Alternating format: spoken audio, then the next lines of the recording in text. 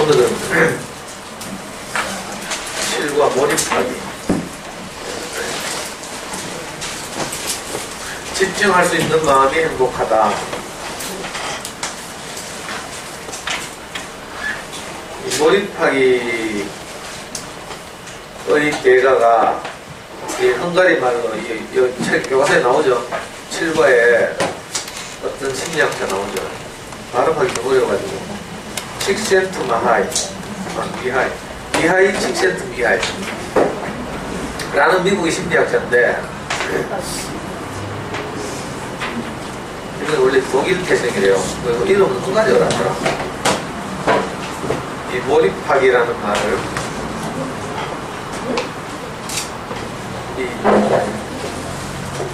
주목해가지고 책도 내보면 또 네이버 어떻게 해보니까 책이 뭐더라? 몰입해지고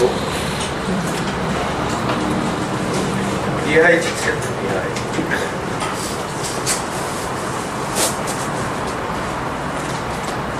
이거 처음에 들어가기라는 단어 이거 앞에 땡기도 내가 보이진 않잖아요. 이런 데 아니 저 언니가 뭐라 한다니까. 카메라에 이거 하고 내가 한꺼번에 나와야 된다고 자꾸. 내가 뭐 보여야 그 이야기가 이거 보고 이야기할까? 아무도 안 했는데. 와, 얘 예쁘다.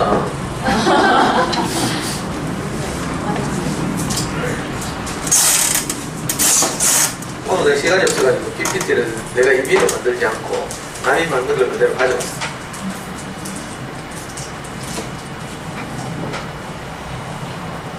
중학생들 대상으로 하는 그 행복 수업에서 그 교사들이 만든, 아니 교사들이 만든 게 아니고 서울대 행복연구센터에서 만든 PPT인데,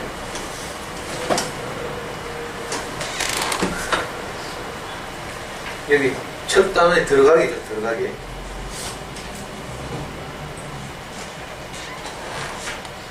들어가기 보면 네덜란드의 어떤 여자 이야기가 나오네요.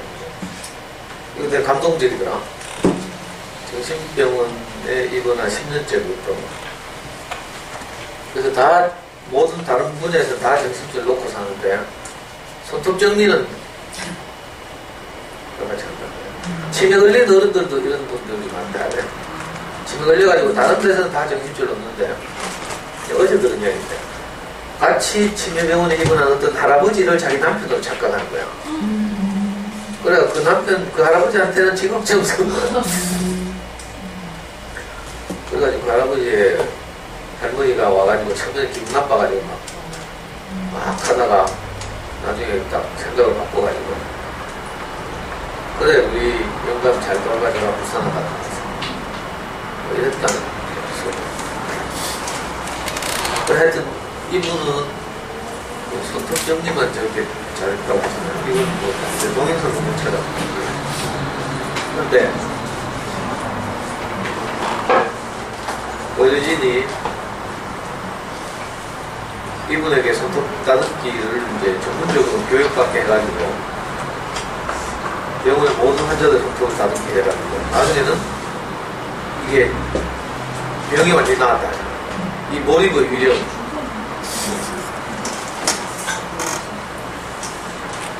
이 이야기 들으니까 어제 우리 교회 게시판에 올라온 분 중에 의계 후배 이제 아줌마 중에 내보다 몇 살, 한 5살, 4살 이렇게 어린 자매가 있는데, 아줌마가 있는데, 그때 당시에 효목동에 국군 간호학교 있었죠. 지금 대전에 갔는데, 지금 메트로 팔레스 건물기 전에요. 거기 출신이야. 국군 간호학교. 간호장교죠, 간호장교. 육군 대위 때 육군 대위 때 어떻게 해가지고 이제 누구를 통해서 이제 우리 목사님 만난 자매인데, 최근에 교회 안 보여. 그래가지고 이상하다 했는데 들어보니까 이제 야 남편이 내하고 가지고 같은 모임이 있거든. 같은 순회 있는데 그 나중에 들리는 소문이 얘가 이제 극심한 우울증이라더라. 극심한 우울증과 불면증. 우울증과 불면증 이런 거는 우리 목사님 말씀 들어도 안 되죠. 다른 사람도 자꾸 착각을 해가지고. 그래도 그거 가가지고 뭐 말씀 듣고 살면 좀 나아질란가. 복잡하더라. 물리적인 질병은 물리적으로 치료해야 돼. 최근에 내가 같이 축구하는 애 중에 달성군청 공무원이 하나 있어. 교회 후배가. 내가 이제 어릴 때 이제 고등학교 때구나. 고등학교 2학년 때 얘가 자기 엄마가 친엄마이라는 사실이 고등학교 2학년 때 알게 된 거야. 그래가 그게 막 충격이 돼가지고 애가 막 되게 힘든 과정을 거쳤는데, 그래서 이제 깊은 우울증을 앓고 있어요. 근데 이 친구가 이제 내가 축구하는데 내보다 14살, 15살 어린데, 자기가 이제 상태가 안 좋으니까 축구장에 오면 늘 트래블 말썽을 이렇게 문제를 이제 트러블을 해요. 지기는 싫어해가지고 수비를 뭐 얼마나 타이트하게 하는지, 내가 상대편이 되면 내가 항상 발을 막 차요. 절대 사람을 통과 안 시켜, 공은 통과시켜. 그래서 늘 이제 춤도 이겨가지고 내하고도 많이 싸우고, 14살 어린데도 우리 또 공연이면 서로 막 쌍욕하고, 물론 10년에 한 번이지만, 이 친구가 최근에 딱 부활해가지고 완전히 사람이 달라졌죠. 그동안은 이제 제가 우울증약을 복용한다는 사실이 창피해가지고 이걸 사람들 말하지 않고 또 잘 먹지도 않고 이래가지고 그랬는데, 최근에는 이제 딱 애가 정신 차리고 우울증약을 딱 증상을 먹기 시작했어. 그러니까 애가 얼굴이 막 얼마나 밝아졌는지 축구장에 시글시글벙벙 웃어. 그러니까 싸움이 안 일어나는 거야. 애가 정상이 된 거죠. 이렇게 물리적 상처, 뇌의 물리적 손상 뭐 이런 거 있잖아요. 이런 것 때문에 이제 우울증이나 뭐 이런 건데, 이런 것들은 이제 물리적 영역이니까 이런 거 약물 치료를 해야 되죠. 약물 치료라는 게 아무것도 아닌데, 우리 감기 걸렸을 때 감기 먹듯이 이렇게 하면 돼요. 엄마들 중에 이런 분들 많거든. 내가 만난 우리 모임에 오는 사람들도 많고요. 뭐 하여튼 요즘 우울증은 진짜 감기 같은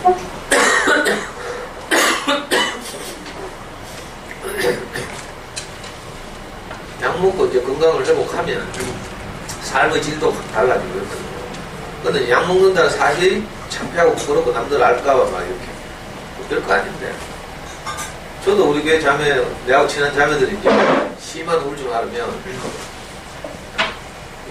정신적으로 내가 이제 좀 이렇게 신뢰가 되는지 정신과 병원 갈 때 내보고 같이 가자 해.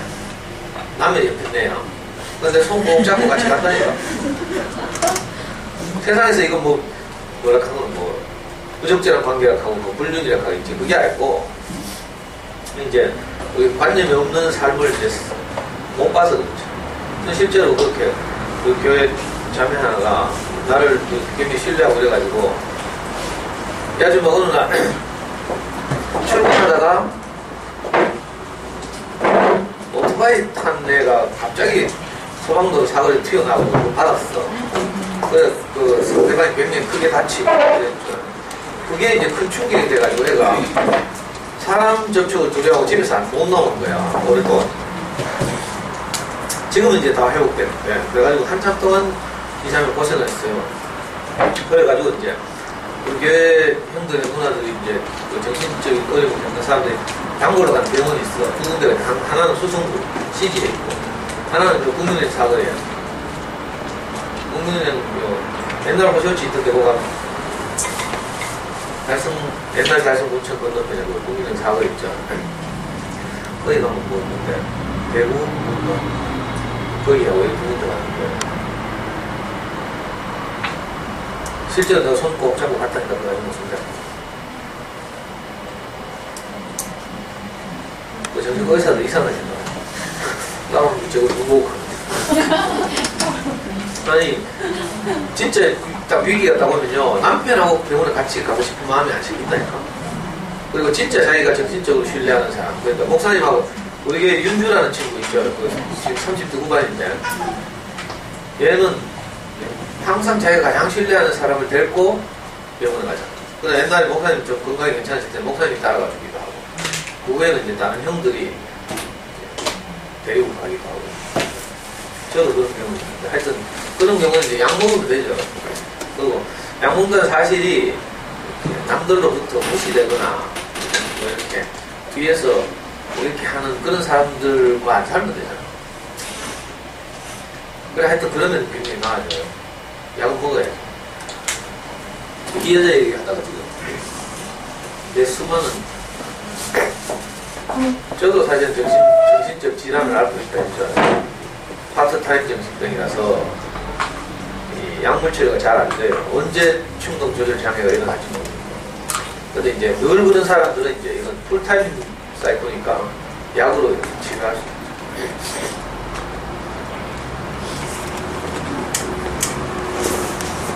그래 그 육군 대위 출신 아줌마가 지금 이제 그때 우리 목사님 만나 대구 내려와가지고 지금 40한 7, 8년 됐으니까 20년 됐는데 근데 하여튼 얘가 난 몰랐는데 심각한 불면증과 우울증을 알아서 자기 유일한 소망은 죽는 거예요. 근데 애가 둘이 있죠. 고등학생 하나 있고 중학생 하나 있고 애들 또 공부도 잘해. 그래 죽지도 못하고 하여튼 자기 유일한 소원이 죽는 거였어. 그래가지고 이제 이 우울증을 극복하려고 춤을 배웠어요. 라인 댄스라는 게 있더라. 알아? 라인 댄스라고 뭐 이렇게 K-팝하고 좀 다르구나. 사뿐사뿐 걸어다니면서 뭐 이제 K-팝 댄스는 젊은 30대가 하는 건가 봐. 그래 이 아줌마 그걸 하면서 이제 조금씩 회복해가지고 라인 댄스 지도자 자격증을 주겠다고 뭐 그랬어. 근데도 여전히 이제 자격지심 때문에 교회도 안 나오고 거의 뭐 소식 끊고 혼자 집에 주로 있고 이랬는데 최근에 이제 이 자매를 아끼는 교회 형제들이 다른 자매들이 이제 늘 이 자매한테 가서 우리한테도 춤 좀 가르치고 일부러 이렇게 접근한 거예요. 그래가지고 이 자매가 이제 다시 교회 나올 명분이 생긴 거지. 다른 자매들이 이제 우리도 건강해야 되니까 건강을 위해서 네 그 춤이 아까우니까 우리한테 좀 가르치고 이렇게 해가지고 이제 교회 자매들이 뭐 일주일에 한 번씩 모여서 얘한테 춤도 배우고 막 이러는 거예요. 그러니까 지난주에 내가 서울 간 사이에 일요일날 집회 때 이 자매가 나와가지고 막 안녕하나 나와가지고 배워서 막 이러고 그러고 춤췄어요. 그러고 나서 어제 그래 우리 게시판에 글을 하나 올려놨더라고. 내 이 글 때문에 그런 거야. 게시판에 뭐라고 글을 올려놨는가 하면 방금 말한 것처럼 그 심각한 우울증과 불면증 때문에 죽음만이 유일한 소망이었던 내게 형제들이 찾아와서 나를 다시 춤추게 했다 하면서. 그래서 자기 이제 할 일이 생기고 그 춤에 몰입하고 이러다 보니까 자기가 다시 살아났다 하면서 다시 하나님께로 돌아오게 된 계기가 됐다. 굉장히 짧은 글인데 내가 감동적이더라고요. 그리고 오늘 이 들어가게 나오는 이 네덜란드 여자하고 좀 뭔가 매치가 되고. 그러니까 몰입하기라는 것이 좀 우리한테 좀 생소하지만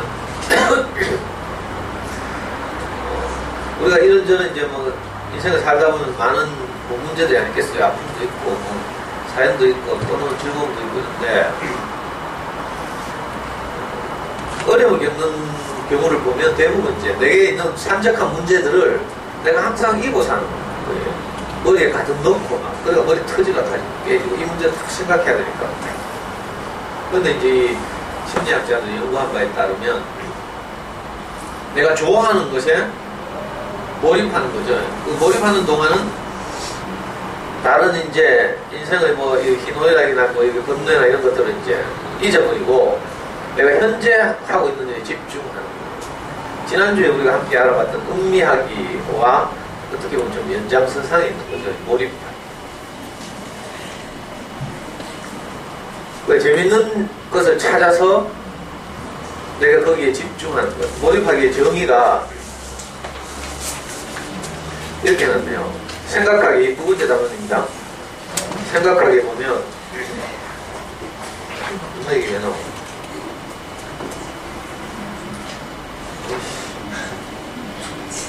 여기서 갑자기 G드래곤이 왜 나와?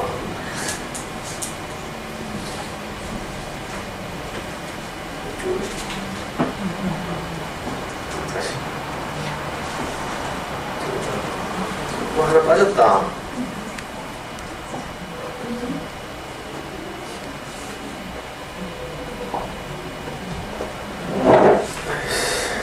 내가 안 건드리니까.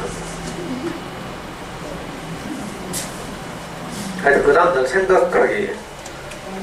자, 몰입에 대해서 생각해 보는 거예요.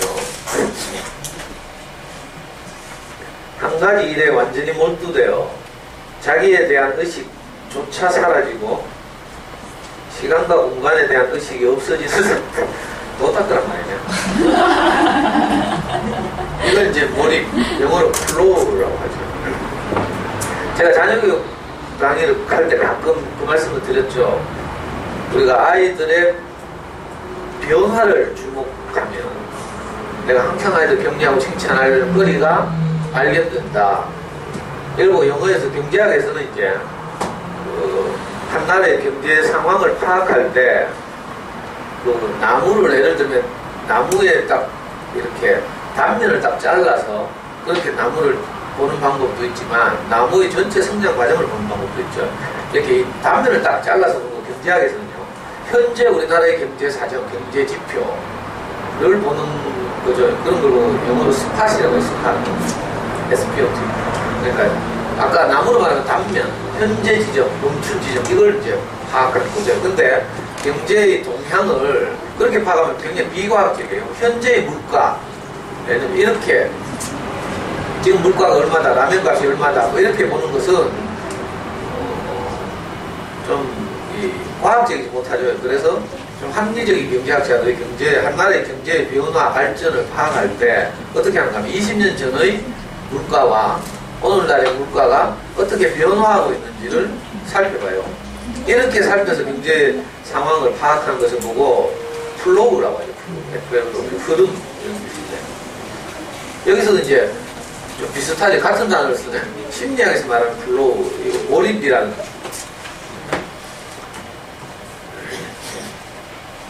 그러니까 어떤 한 가지 일 또는 대상에게 집중해서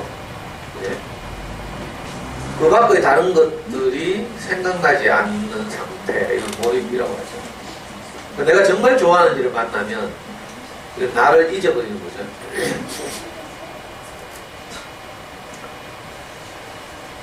근데 원빈을 만나면 내 몸매부터 생각한다. 원빈을 만나면 나를 잊고 막 달려가서 들이댈 수 있나? 난 모르겠네. 궁금해서. 내가 예를 들어서 정말 멋있는 여자를 만난다. 저 앞에 연예인이 하나 있다. 내가 데이트 신청하러 가야 된다. 이런 상황이다. 그럼 나는 돌아볼 것 같은데. 그러니까 물질적인 어떤 대상일 경우에 이게 쉽지 않은 거죠. 몰입이라는 것은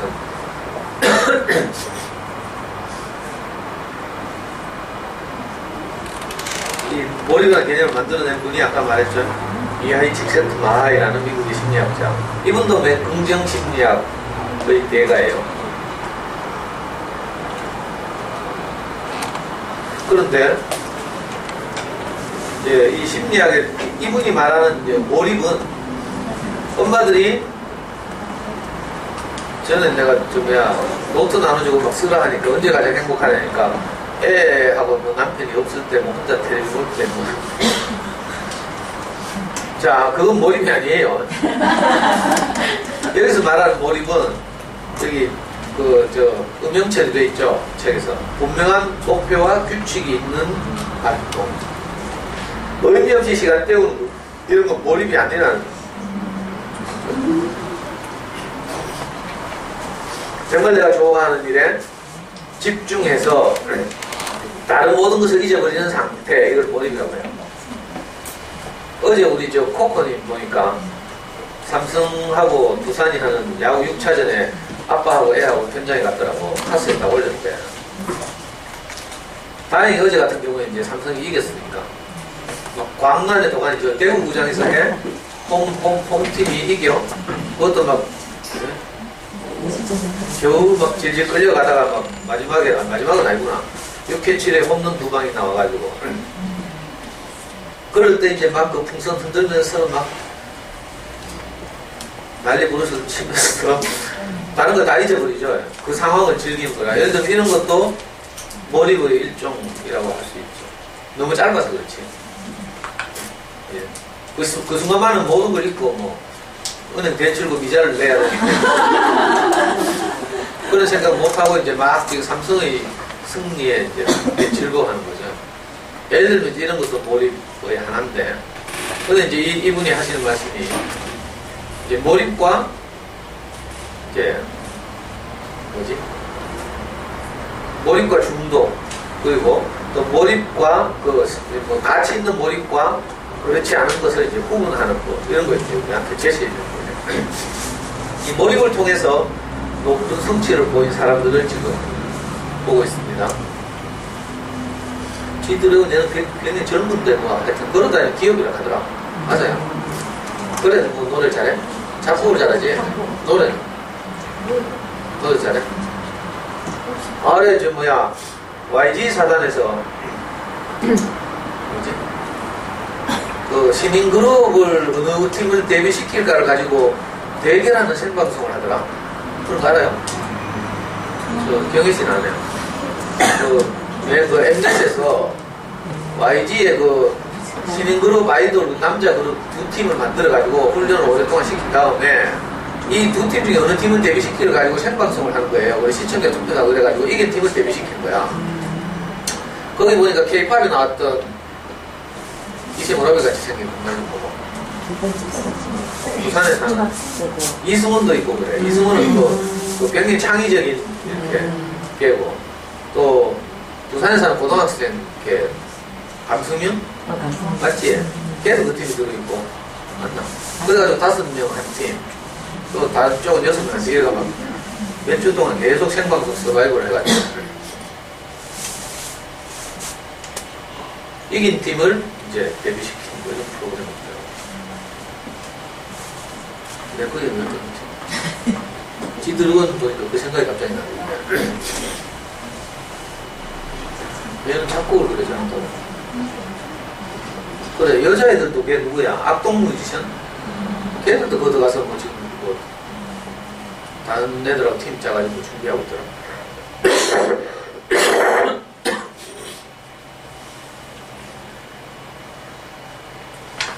하여튼 얘가 지금 생각이 안 나네. 지금 음악에 대해서 아는 척을 하요. 무식이 타고난다고. 이 여자는 알죠? TV에도 자주 나오고 하잖아요. 막 연주할 때 막 코에 막 주름이 막 인상을 찡그려가지고 좀 꼴 보기 싫을 정도로 연주하잖아. 근데 이 책을 쓴 분이 거기에 주목해가지고 정말 이렇게 자기 연주에 집중하는 거죠. 자기 표정, 뭐 얼굴, 뭐 화면에 어떻게 나올까 이런 데 집중하는 게 아니고, 연예인들은 그 귀신같이 알더라. 카메라에 대고 막 이렇게 해서 우리는 아마추어들은요, 카메라가 저기서 비쳐, 사회자가 여기 있거든? 그럼 말을 어떻게 해요? 사회자를 보고 말하지. 근데 진짜 프로들은 어때? 사회자가 여기 있어, 대화를 하는데 말을 어떻게 해? 카메라를 보고 한다. 이게 이제 전문가죠. 이게 보통 그거는 안 되는 것 같습니다. 하여튼 이분 이제 연주할 때, 장한나 연주할 때 보면 막 하여튼 막 인상을 찡그리고 막 거기 완전히 자기 연주에 몰입해 들어갔는데 그런 건 있나? 그래서 누가 인터뷰를 이렇게 하니까 자기는 뭐 자기 인상, 표정 이런 데 신경 안 쓰고 또 자기 연주에 완전히 몰입해 들어간대요. 자기를 잃어버린다 이 말이죠.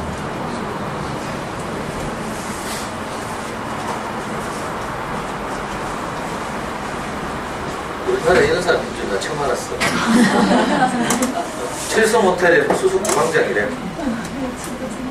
보나마나 자기 일에 막 미친 듯이 막 빠져들었겠죠. 그 참고서 이런 성취를 이루긴 어렵잖아요. 자, 이런 물리적인 몰입은요, 또 각자만의 능력의 제한을 받죠. 저는 어릴 때부터 만화 보는 일에 엄청 몰입했는데 만화가 되지 못했어요. 노름도 내 어릴 때부터 굉장히 많이 했거든요. 근데 프로소 박사가 되지도 못했어요. 이런 건 이제 능력의 한계가 있고. 이들의 성공 비밀은 무엇일까요? 정답은 몰입이지. 근데 아까 말씀드린 것처럼, 자, 수동적인 여가를 즐기는 것 하고 몰입은 다르다. 이걸 구분해야죠. TV를 시청하는 것이 우리 엄마들 참 행복하게 한다니까 내가 할 말 없지만, 우리 명희 엄마도 꼭 보면 있잖아. 어제도 내 뚜껑 열릴 뻔 했는데, 야구 막 보고 있어. 잘못하면 코리안 시리즈 마지막 경기가 될지는 모르는 야구를 보고 있는데 7시 10분 되니까 빅키라는 거야. 그 이상한 거 보고 연습. 누나 셋 나오고 막. 나 그걸만 결혼하면 끝날 줄 알았는데 결혼하고 나서 계속 하더라. 그래 내가 이제 뚜껑 열릴 뻔했다니까. 그래 내가 이제 침착하게 뚜껑 열면 안 되잖아. 침착 물었어. 여보 뭐라고 어디서 하는 거야? MBC에서. 야구 중에 어디서 하는 거야? MBC에서. 아 뭐라고 볼 수 있나 없나? 이래 내가 합리적으로 설명하니까 포기를 하더라.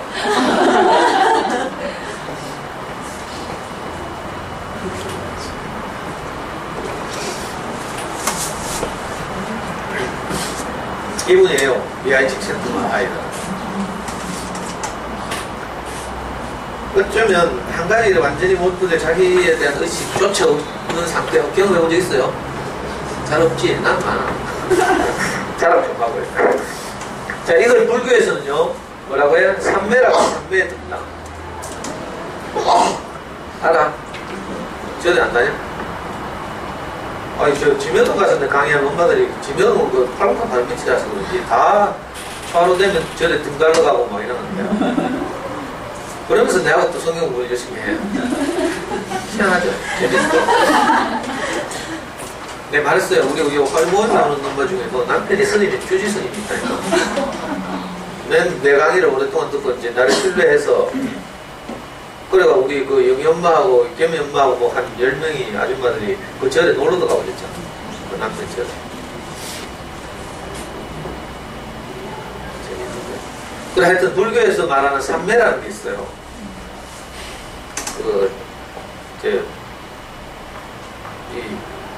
각 경전마다 불교 경전이 굉장히 많죠. 너무 많아가지고 헷갈려.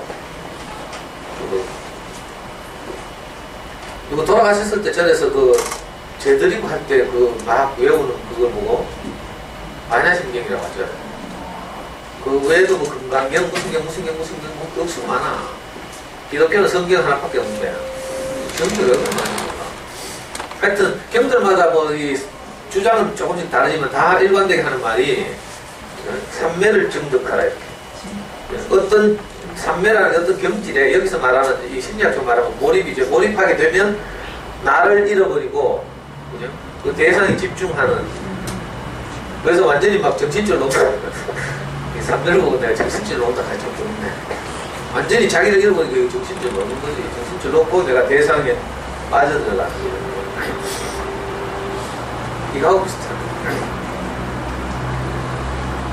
그 기독교적으로 말하면 이건 영생이라는 개념을 갖죠. 기독교에서 영생이라고 하는데 이제 잘못 알려서 시간적으로 오래 사는 사람 이렇게 많은 사람들이 알고 있는데 그렇지 않고요. 영생이라는 말이 상대방을 깊이 아는 거죠.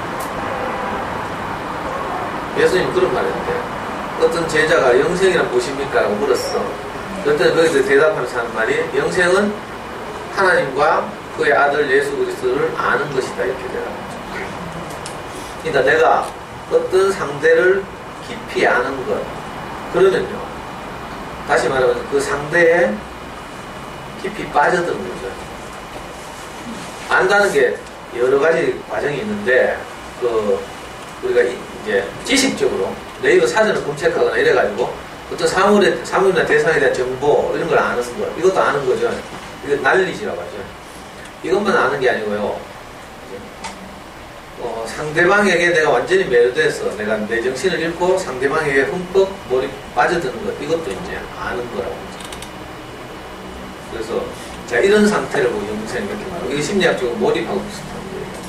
정말 내가 누구를 만나서 홀딱 반한다 이럴 때 나를 잊고 막 불나방처럼 뛰어든다 이런 경우죠.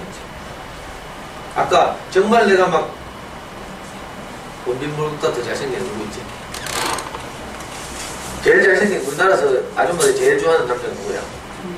어? 장동건? 그래, 장동건이라고 치고. 장동건이 나타났다. 내가 뭐, 무슨 무시를 당하든지 내가 장동건 한번 알아보고 죽는 게 소원이다. 이런 경우에. 막 뛰어가가지고 막 발로 차이는지 말자. 가가지고 장동건한테 와. 근데 경호원 있지. 장동건 안 되겠다.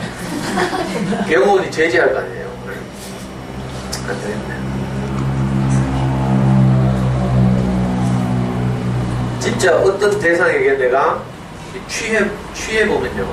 나를 잊게 돼. 내 상태나 조건을 잊게 되죠. 그렇게 될 때 진짜 이제 시간이 멈추고 엄마한테 이런 사랑을 해봤어야 내가 좀 이렇게 설명하기 쉬운데 뭐 말하라 하기 진짜 어떻게 얘기 불꽃 같은 연애를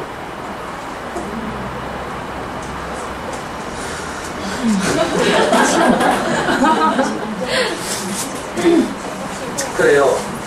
나를 잃어버리고 상대방에게 흠뻑 빠져드는 상태. 그때 진짜 행복하죠. 나를 잃어버리니까. 자, 이걸 이제 경험한 사람이 표현한 유명한 시가 있어. 물론 성경에 나온 이야기인데. 다윗이라는 사람이죠. 이스라엘의 가장 위대했던 왕인데, 이 사람은 그 왕으로서 뭐 이렇게 많은 영토를 확장하고 이래서 유명한 게 아니라, 자기가 아무리 잘 나가고 그 부강한 나라의 왕으로 살고 했지만 이 사람은 항상 또 마음이 가난하고 순결해서 자기 인생을 복되게 한 그 하나님에게 늘 이렇게 감사하고 이렇게 살았죠. 이 다윗이라는 사람이 자기 아들 솔로몬과 함께 많은 시를 남기는데 그 시 중에 하나가 이런 시가 있어요. 짧은 시죠. 내가 왕궁에서 천날을 사는 것보다 하나님 나라의 문지기로 단 하루를 살더라도 이것이 훨씬 행복하겠다 이렇게 말해요. 들어본 것 같아요. 참, 아니 한번 생각해봐요. 자기가 왕으로서 왕궁에서 천날을 사는 것보다 하나님 나라의 하나님 전의 문지기로 내가 살더라도 단 하루를 살더라도 그것이 훨씬 행복하겠다 이렇게 말해요. 그러니까 행복의 질적 그걸 말해주는 거죠. 저 같으면 그렇게 말하죠. 내가 옛날에 운동권에서 평생을 사는 것보다 우리 목사님 만나가지고 내가 살았던 삶이 훨씬 행복하다 이렇게는 말하잖아요. 운동권에서 내가 잘 나갔거든. 엄마도 젊어서 모르지. 아니 시내 동성로 바늘땅이 다 내 땅이었다. 항상 핸드마이크 들고 있잖아요. 사이렌 울리면서 막 픽하면 학생들이 미리 약속하고 다 있다가 수백 명이 동시에 거리로 확 뛰쳐나가 돈을 전거하죠. 그러니까 잘 나갈 때 1987년 6월 항쟁 이럴 때는 10,000명, 20,000명이 막 서문시장 이런 데 그냥 모여서 막 파출소를 우리가 다 불태우고 이랬다니까. 파출소 다 타격해가지고 전두환 사진 다 꺼내가 박살내고 파출소 오토바이 다 불태우고 아니 진짜로 스크럼자고 돌아다니면서 그때 제가 경대에서 가장 선배였거든. 27살 복학생. 경북대 복학생 협의회 의장했거든. 유시민 알죠? 유시민? 유시민이 서울대 복학생 협의회 의장할 때야. 서울대는 복학생 협의회가 뭔가 하면 학생운동 하다가 간판에 갔다 온 사람들의 모임을 복학생 협의회라고 하고, 경대는 뭐 간판에 갔다 온 사람들이 많지 않아. 그래서 군대 갔다 온 사람들의 모임. 그게 복학생 협의회죠. 그래 이제 수배받고 막 이랬거든. 그때 내가 잘 나갔다니까. 우리 와이프가 그 내 모습을 보고 내 따라왔잖아. 우리 와이프는 이미 졸업을 했어. 군대를 안 갔으니까 81학번인데 우리 와이프가 4대 지리교육과를 갔어요. 이미 졸업을 하고 이제 졸업을 하고 내 만났어. 그 당시에 경대 4대 나오면 다 발령을 받거든. 자동으로 발령을 받는데 발령 절차라는 게 있어요. 이제 인기과가 아닌 경우에 그 다른 선생님들이 퇴직을 해야 발령이 나는 거죠, 그인들이. 그래 이제 이 미인계학과 출신들은 발령이 안 나가지고 좀 기다리고 있는 상태. 우리 와이프가 기다리고 있는 상태거든. 그 당시에 한 3, 4년을 기다려야 돼. 시골에서 유학 가가지고 그래도 막 잘 나간다 했는데 이제 졸업하고 이제 발령을 3, 4년 기다려야 되니까 할 일이 없잖아, 심심해가지고. 그래서 제가 군대 가다가 딱 복학했을 때가 24살, 25살 대학교 2학년 때인데 제가 들어갈 때는 경대 법대 정치외교학과였는데, 군대 갔다 오니까 정치외교학과 교수들이 자기들이 머리 하려고 법대에서 분리해서 나와서 경북대학에 사회과학대학이 생겼어요. 사회과학대학 안에 뭐 심리학과, 무슨 과 뭐 있고, 이제 정치외교학과 거기 들어있어요. 그 사회과학대학이 그 경대 동문이라고 있어요. 정문을 지나서 쭉 사고짝으로 들어가면 목현동 쪽으로 가다 보면 쪽문이 하나 있는데 그쪽에 있었거든. 그 쪽문으로 이제 학교로 왔다 갔다 했는데 쪽문 바로 앞에 다방이 하나 생겼어. 지금은 없었는데 바람의 다방이라고. 그 경대 그 사범대학의 미술교육과가 있어요. 미술교육과를 늦깎이로 졸업한 어떤 분이 우리보다 나이가 많은 분인데 이분이 이제 그 다방을 열어가지고 학생들 대상으로 커피 팔고 이러는데 우리 와이프가 거기에 누구 소개로 들어가서 뭐라 하는 거 커피 파는 거야. 그래 알바를 하고 있는 거야. 근데 복학해가지고 이제 우리 과 후배들이 그 다방을 단골로 가더라고. 그래서 나도 쫄래쫄래 따라가고 그 다방에서 맨날 받았거든 이러거든. 그러다 우리 와이프를 알게 됐어. 밤늦게까지 쭉 치다가 손님 안 오면 다방 주인 아줌마하고 우리 와이프하고 내하고 뭐 몇 명이서 보스톱 치고. 그때 내가 맨날 익하니까 이제 우리 와이프가 뭐 저주를 따라다니면서 멋있다 하고. 그거 잘 나갔다니까. 재미도 있고. 내가 발병. 경대 북문 앞에 가면요, 그 앞에 복사집, 서점 뭐 이런 거 있죠? 전부 발병 때문에 다 불탔어, 옛날에. 전경들이 우리 시내를 못 진출하게 하려고 북문 앞에 서점 짜고 막 기다리잖아요. 어떤 때는 막 지랄탄이라는 게 있어요. 60연발 지랄탄. 그걸 북문 앞에서 쏘면 도서관까지 날아오는 거야. 지랄탄이 왜 지랄탄인가 하면요. 이 탄환이 체육가스를 막 품으면서 내는 탄환이 한번 떨어져가지고 여기서 그냥 있는 게 아니라 지랄하면서 막 돌아다니죠. 그래서 이거 지랄탄이에요. 총에 이렇게 꽂아가지고 쏘는 최저탄이 있어요. 이거는 그냥 일반적인 깡통 같은 걸 총 앞에 딱 대가지고 빵 쏘면 이게 뭔가가 땅에 딱 떨어지면서 최저가스를 확 들어뜨는 거야. 이건 이제 일반적이고 근접 전투할 때 전경들 막 헬멧에 스크럽 짜고 있죠. 우리는 막 강목이나 파이프 들고 막 같이 붙잖아요. 이때 이제 하는 이 전경들이 사용하는 이게 사과탄이라는 게 있어요. 최저탄이 모양이 사과처럼 생겼어. 수류탄이죠, 수류탄. 그러니까 안전핀 뽑아가지고 학생들 머리로 툭 던지는 거야. 그럼 거기서 팡 공중에서 터지면서 체육가서 팡. 무슨 이야기야? 하여튼 그 젊을 때 진짜 재밌고 잘 나갔다니까. 그리고 내 자부심도 있고요.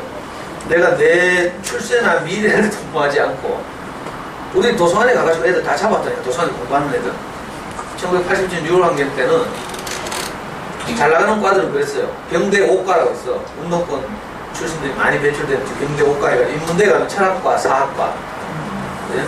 그 다음에 상대의 경제학과, 사회대 사회학과, 정치외교학과 이렇게 경대 5과라고 있어요. 그래서 우리가 선배잖아. 그러니까 도서관에서 취직 준비하려고 공부하는 놈들 우리가 다 붙잡고 없다니까. 다 집합식 해가지고 복도에 작성고 빤다치고. 그거가 지금 조국의 민주주의가 풍전 등화와 같은데 이 출세를 위해서 공부를 하고 있다니 이 말이 돼.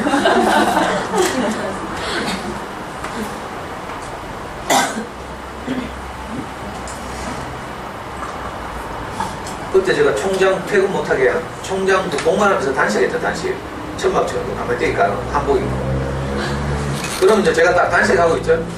가면 각 단과대학별로 수업 거부하고 전부 스크럼을 짜가지고 자 정치외교학과 선배님이 지금 단식 투쟁을 하고 계신데 우리가 응원하러 갑시다 하면서 쫙 스크럼 차고 와가 공간 앞에 쫙 일렬로 서가지고 노래 막 몇 곡 외치고 있죠. 산자여 따르라 해서 꼭 하고 간다니까.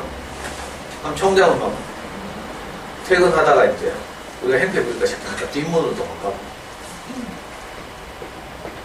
그때 참 잘 살았는데 젊을 때. 근데 이것도 시간이 점점 흐르니까 있잖아요. 국민이 이제 전환되는 거죠. 그 권력층도 그냥 있는 게 아니라 이런 것들을 이제 돌파하기 위해서 여러 가지 회유책도 쓰고 이랬죠. 근데 전두환이 무식하게 밀어붙였으면 그냥 큰일 날 텐데 노태우가 이제 소위 말하는 6.29 선전이라는 거예요. 그때 우리 한국 사람들의 가장 소원이 뭐였는가 하면 대통령을 내 손으로 뽑자 이거예요. 지금 믿기지 않죠? 이렇게 발전한 나라에서 대통령 우리 손으로 못 뽑았다니까 그 당시에. 통일일치 국민회의라는 걸 전두환이 만들어가지고 5,000명을 전국에서 뽑는 거야.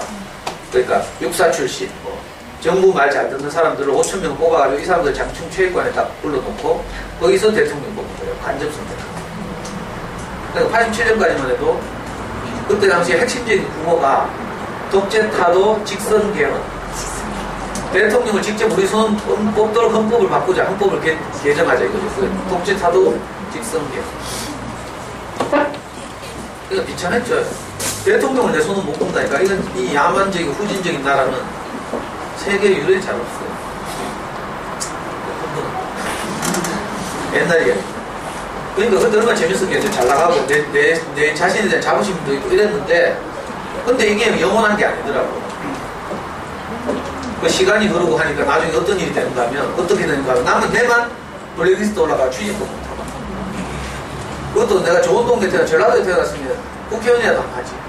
전라도에서는요 우리 선배들이 35살 국회의원 되고 그랬다니까. 전라도에 정상용 선배라고 하는데 이분은 35, 36세 국회의원 됐어요. 그리고 서울 지역에서만 운동을 했더라도 서울대 연고대 출신들 다수가 국회의원 되는 걸 했죠. 그런데 대구에서는 아무래도 안 돼. 이놈의 도시. 오죽하면 그래. 우리 대구에서 가장 헌신적으로 운동권에서 일한 이강철 선배라고 있어요. 들어봤어? 이강철 씨라고 있는데 저 정치교육학과 13년 선배예요. 대구 운동권의 대부지. 이 양반은 대학교 4학년 때 박정희 정권 하에서 이제 그 용공 조작 사건에 연루돼가지고 용공 조작 사건에 연루돼가지고 감옥 갔잖아. 대학교 4학년 때 가가지고 8년을 감옥 살았어. 선고 받기를 15년을 선고. 그래서 35살인가 나왔죠. 35살에 나와가지고 다시 이렇게 운동권에서 우리들의 방패막이 쳐서 이렇게 일했는데 그러니까 대구 운동권에서 한 증인이 가장 헌신적이고 희생하고 이랬는데도 나중에 이 형이 나이 들어가지고 국회의원에 여러 번 출마했잖아요. 물론 처음에는 당선되려고 출마한 게 아니에요. 선거 공간에 되면 우리 생각을 자유롭게 막 프린트해서 뿌려도 잡혀가잖아. 그래서 이제 했는데 나중에는 노무현 정부 하에서는 이분이 우리나라 권력의 반을 가졌다는 이야기를 했거든. 노무현하고 억수로 친했어요. 그래가지고 대구에서 그 강철형하고 같이 일하던 대부분의 후배들이 다 청와대 들어갔죠. 제 친구들 다 청와대 들어갔어요. 최소 행정관. 내 동기급 되면 이제 행정관.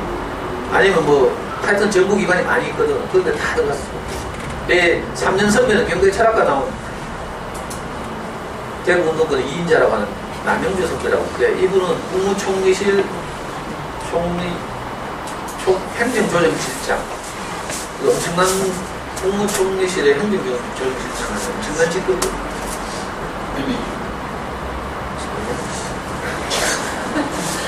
하여튼 그랬는데도 그래 나간 그 강철형이 선거를 여러 번 다 떨어졌잖아. 아니 권력을 등에 업고 각 기관들의 막 대구 지역 유관기관들의 협력을 얻어가지고 출마해도 다 떨어졌어. 그러니까 저 같은 후배들은 어떻게 했어요? 아무 희망이 없어요. 더군다나 저같이 개인적으로 결함이 많은 사람. 저도 아마 거기서 계속 우리 마누라 집안 나가고 있었으면 저는 강철형은 계속 일했을 테고 그랬으면 청와대는 한 4년, 5년 갔다 왔겠지. 그리고 또 실업자는. 정치하는 사람도 대부분 실업자죠.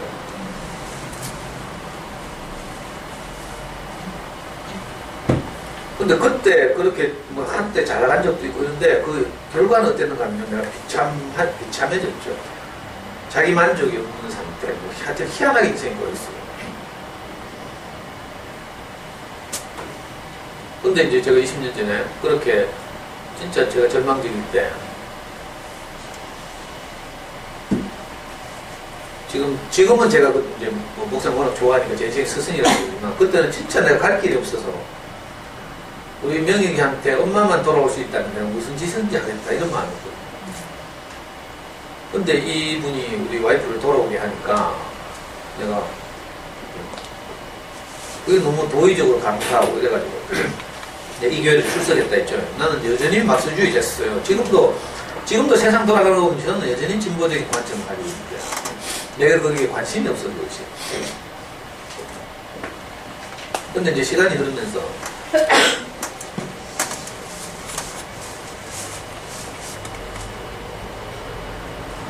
내가 한 대상에 대해서 이분에 대해서 내가 몰입하게 됐죠. 저는 B형이라서 어떤 하나에 몰입해가지고 오래 못 가요. B형은 원래 변덕이 죽을 듯 하거든. 실증 나가지고 취미생활 해도 3개월 하면 며칠 보냐. 3개월 하면 열심히, B형은 또 집중력은 좀 있어가지고 3개월 열심히 하고 나면 어느 정도 수준이 돼. 저는 더 이상 못한다. 저는 탁구를 쳐도요, 탁구장에서 살아. 그래가지고 어느 정도 수준이 돼요. 탁구장 주인 중에 탁구 좀 못 치는 사람들 우리한테 빙빙 쳐. 그럼 더 이상 못하는 거야. 거기서 조금만 나오면 이제 아마추어 정상급인데. 당구를 쳐도 그렇죠. 한 3, 400 치고 나면 그 다음 재미없어. 3, 400도 집 한 채 팔아야 되는 수지야. 3, 400 그냥 배우는 게 아니고. 대학 다닐 때는 운동은 이게 본격적으로 하기 전에는요, 대구시는 온 동네 당구장 돌아다니면서 3쿠션 4개 당구 쳤다니까. 3쿠션 알아? 뭐지? 공 3개 놓고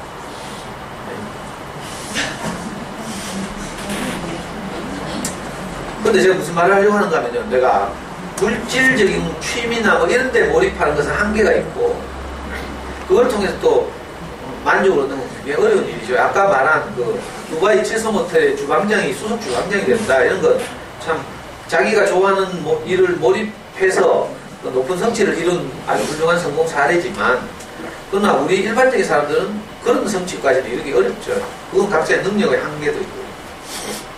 그런데 우리가 여러분 말씀대로 목표를 세울 때도 그렇고 내가 어떤 것에 몰입할 때도 내가 인격적인 대상에게 몰입하면 이 상황 문제는 좀 달라지죠. 저같이 뭐 별 다른 조건이 없는 사람도 정말 나를 잊어버리게 하는 내 상태나 이런 걸 잊어버리게 하는 거죠. 저는 처음에 우리 그 시골의 처조모님한테 가서 각서를 쓸 때 처조모님이 내하고 60살 차이 나거든요. 그때 내가 34살이었는데 이 할머니가 94살이야.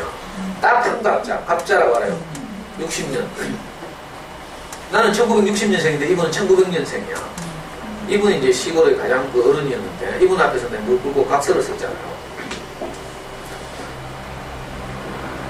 그것도 막 6종이 있다. 정갈하게 내가 상에 딱 받치고 여기다가 6가지 각서를 썼어. 내가 다시는 노름을 하지 않겠습니다. 다시는 욕을 하지 않겠습니다. 다시는 바둑을 두지 않겠습니다. 이런 거. 이게 전부 뭐예요? 인격적인 항목이야. 그래서 내가 쓰면서도 솔직히 자신이 없었다. 내 양심껏 고백하거든요. 34살 때, 아이, 와이프가 명희 엄마가 돌아와야 되니까 내가 할 수 없이 쓰기는 쓰는데, 아이고, 이건 나로서는 안 되는 일인데, 이렇게 하면서 썼다. 그리고 나서 뭐, 진짜 나는, 그럴 가능성이 있는 사람이 아닌데, 신기하게도 내가 어떤 한 분의 삶에 내가 몰입하게 됐어요. 진짜로. 그러다 보니까 나중에 몇 년이 지난 후에 어떤 일이 벌어진 줄 알아요? 내가 각서를 쓰면서 6번째 뭐라고 쓴 줄 알아요? 6번째 내가 시험에 꼭 합격하겠습니다. 이거 썼거든요. 34살 때 우리 목사님이 우리 와이프한테는 상도가 아마 어쩔 수 없어서 그렇게 살았을 것이다. 내가 상도의 아버지가 될 테니까 네가 한 번만 더 기회를 줘봐라. 이렇게 설득했어요. 저한테는 뭐라고 했는가 하면 너는 공부를 해야 되는데 데모를 해가 그렇게 인생이 꼬였다. 이거더라고. 그 기분이 살짝 나빴지만 그리고 지금 내가 급한 건 나니까 물에 빠진 건 나니까 그래 목사님 극하면서 내보고 서울에 고시원에 올라가서 공부를 해라 이거예요. 그래서 내가 노름빛도 있고 이래가지고 서울에 올라가 형편이 안 됩니다 하니까 목사님 벌떡 일하지만 자기 지갑 꺼내가지고 돈을 사야 돼. 얼마면 되겠냐? 그래가지고 고시원비 24만원 필름도 고시촌 가면 고시원비 24만원 한 달 식비 12만원 얼마고 36만원이죠. 그 다음에 책도 사야 되죠. 노트도 사야 되죠. 형광펜도 사야 되지 뭐. 오락실도 가야 되지. 기타 잡비 해가지고 한 달에 50만원 좀 듭니다. 내가 이렇게 했거든. 북한이니까 목사님 50만원 딱 세워주시면서 매달 말마다 명희 엄마를 보내가지고 돈을 타고 오느라 내가 평생 처음으로 장학금을 받았어. 그 돈을 가지고 내가 서울에 고시원에 올라갔죠. 그렇기 때문에 우리 할머니한테 각 썼을 때는 내가 공부는 내가 좀 할 것 같았어. 왜? 내가 뭐 독학했잖아요. 중학교, 고등학교 못 다니고 걷는 것이 했거든. 그러니까 공부는 내가 언제 해도 할 것 같은 주제 파악이 안 됐지. 언제 해도 할 것 같아서. 그래서 각서를 쓸 때 5가지는 내가 도저히 이거 인격적인 항목이니까 내 꼬라지를 봐서 도저히 자신이 없고 공부를 해서 시험에 꼭 합격하겠습니다. 요거는 내가 지킬 것 같더라고. 그래서 공부를 좀 해보니까 처음에는 우리 목사님 내고 법무사 공부를 하라 했어요. 법무사가 뭔가 하면 법원행정고시라고 부르는 건데 지금은 이제 법원 공무원으로 오랫동안 일하고 5급 사무관 이상을 하고 퇴직을 하면 법무사 자기를 그냥 주죠. 그래서 개업할 수 있는데 옛날에 다 이렇게 했죠. 법원 공무원들 퇴직하면 뒷자리 있는데 이게 누가 헌법소원을 해가지고 불공평하다 이래가지고 이게 개방됐어. 그래서 사법시험보다는 좀 쉽고 일반 공무원 시험보다 좀 어려운 형태로 법무사 시험이 생겼는데 뭣도 모르고 초창기에 이제 목사님 그걸 해보라고 쉬운 건 좀. 근데 몇 년이 서울로 가서 고시 공부하다가 고시원에 짱박혀서 공부하다가 6개월도 안 돼가 맨날 돌아다니면서 막 돌 던지고 활금 던질 때는 건강했는데 막 많이 뛰댕기고 막 백골단이 잡으러 오면 도망가야 되잖아요. 백골단 나랑 우리가 하도 데모를 하니까 경찰들 중에서 특수 무술을 한 사람들 따로 딱 부대를 한 결성한 거야. 이 부대 이름이 백골단이에요. 이 사람들은 사복을 입고 사복. 정경들 앞에서 그런 걸 짜고 있고 뒤에서 사복을 입고 헬멧만 쓴 거야. 우리가 돌 던지면 머리 깨지면 안 되니까. 헬멧을 쓰고 딱 있는 거야. 이따가 이 양 진영이 좀 가까워지잖아요. 그래가지고 자기들이 좀 불리하겠다 싶으면 일제히 백골단이에요. 가야! 하면서 막 꽝을 확 찌르면서 확 앞으로 뛰어나온 거야. 우리 잡으러. 그럼 이제 우리가 쪽수 많고 막 쇠파이프 들고 이런 단결이 잘 될 때는 일반을 물리칠 수 있는데 그렇지 않을 때가 있잖아. 겁이 날 때 이럴 때는 쪄서 꽝을 확 찌르면서 막 달리들면 우리는 막 하면서 확 도망가잖아. 옛날에 내 동화백화점한테 백골단한테 그냥 죽을 뻔했잖아. 87년 12월 달에 선거를 했어. 직선제를 바꿨잖아. 노태우가 그걸 받아들여가지고 했는데 김영삼하고 김대중이 서로 양보 안 하고 둘 다 출마하는 바람에 결국은 노태우가 당선됐죠. 그래 우리 열받아가지고 무조건 시비 걸어가 부정선거를 하면서 선거 바로 다음날 동화백화점 앞에 나가서 시위를 했다니까. 불법성 불격하는 시위 했는데 저쪽에서 시청 쪽에서 백골단 배우고 와 갑자기 나타난 거야. 그래가지고 막 학생들 새빨리 도망가는데 저는 그때 27이었죠. 옷도 막 누리끼리야 막 이래 입어가지고 학생 티가 안 나. 아저씨 같아. 그래서 나는 도망 안 가고 있잖아요. 행인들 사이, 구경꾼들 사이 딱 섰잖아. 서가지고 동작 그만 하고 서 있으니까 백골단이 와가지고 나는 안 잡고 저거 막 도망가는 놈 계속 쫓아가더라고. 그래 도망가다가 후배가 하나 딱 잡혔어. 잡아가지고 질질 이제 닭장차를 끌고 가는 거예요. 닭장차 알지? 그 그물 막혀있는 전기탄차를 닭장차라고 불러. 닭장차로 야를 끌고 가는데 내 앞으로 딱 지나가는 거야. 근데 내가 후배가 지금 잡혀가는데 내가 그냥 있을 수가 있나? 백골단이 내 앞으로 싹 지나갈 때 내가 팔을 높이 들고 이 백골단의 목을 확 쳤어. 내가 진짜로 실화에 목덜미를 여기를 확 쳤잖아요. 어떻게 될게? 어? 뭐야?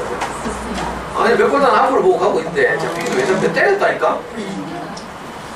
그래 쟤는 들었구나. 에이, 내가 있는 힘을 다해서 이 백골단의 목을 팍 때렸다니까. 근데 백골단 무술이라고 한다 이거. 목에도 뭐 운동하나? 아니 내 팔이 반동을 뛰어나가지고 팔이 빠졌다니까 내가. 팔이 이렇게 뒤로 가가지고 이렇게 앞으로 안 오는 거야. 그래가지고 백골단은 뭐가 맞았으니까 정신이 없을 거 아니에요. 그래서 난 다시 행인 속으로 들어가가지고 그러니까 한참 이렇게 팔을 돌려서 그래서 너무 만에 팔이 다시 낑겼어. 이런 적도 있고. 근데 무슨 얘기야? 그래. 아니 인격적인 것은요 나로서는 도저히 불가능하다고 생각했는데 내가 어떤 대상에 몰입하니까 나중에 몇 년이 흐른 후에 어떻게 되는지 알아? 내가 무슨 이야기를 하자면 고시원에 갔을 때 마지막에 항목은 내가 할머니한테 시험은 꼭 합격하겠습니다. 이건 좀 자신 있었다니까. 그래서 손가락에 힘이 팍 들어갔는데 아 이거 이놈의 시험은 내가 맨날 돌 던지고 뭐 이렇게 막 뛰댕기고 이렇게 운동이 되잖아요. 그래서 건강했는데 안 하던 책상 앞에 딱 앉아 있으니까 엄마 내가 6개월도 안 돼가지고 허리 디스크를 했잖아. 그래서 오시면 누군지 못하니까 내가 낙형했다. 그래서 공부는 6개월도 못했지. 역설적에도 내가 가장 자신있다고 생각했던 요 각서 쓴 요것은 6개월 만에 뽀록 난 거야. 불가능하다. 근데 제가 자신 없다고 생각하는 항목들 있죠. 다시는 노름하지 않겠습니다. 뭐 이런 거 있잖아요. 인격적인 다시는 바닥을 두지 않겠습니다. 뭐 이런 거 있는데 앞으로는 아내를 인격적으로 대하겠습니다. 뭐 이런 거 5가지 각서의 내용은 몇 년 지나니까 저절로 집히죠. 아시게요? 단지 내가 한 건요, 내 앞에 있는 참 진실해 보이는 한 사람에게 그분이 사는 삶, 그분이 하는 말에 내가 그냥 흠뻑 젖어들 거죠. 빠져들었어요. 그러니까 나를 돌아보지 않았죠. 내를 돌아왔으면 난 너무 뭐 자격도 없고 막 이러니까. 가끔씩 생각날 때도 있었지. 내 같은 인간 되겠나 이런 생각을 할 때도 있긴 있었어요. 근데 내 앞에 비친 빛이 더 강렬했기 때문에 근데 거기 눈 멀었죠. 변형로가 시인 변형로가 쓰는 시 있잖아. 농계? 좀 내가 생각 잘하면 좀 그냥 막 해주고 이래야 거기 보면 그러고 있다니까. 뭐 님이 뭐 저거 하여튼 내가 님에게 눈이 멀었다 뭐 이런 취지로 하는 말이 하는 시가 제가 진짜 그랬잖아요. 눈이 멀었으니까 내가 지금까지 돈도 안 벌고 이렇게 살았지. 만약에 조금이라도 나를 돌아봤으면 나는 우리 와이프한테도 인정받아야 되고요. 매미였으니까 우리 와이프도 처음에는 속으로 항상 나를 개무시했어. 네가 돈을 벌어 와야 내 남편이다. 항상 이렇게 나를 무시했다. 나를 돌아봤으면 아마 저도 뭘 해도 해야 됐겠어요. 다른 삶을 아마 살았을 거예요. 여러분도 못 만났을 거예요.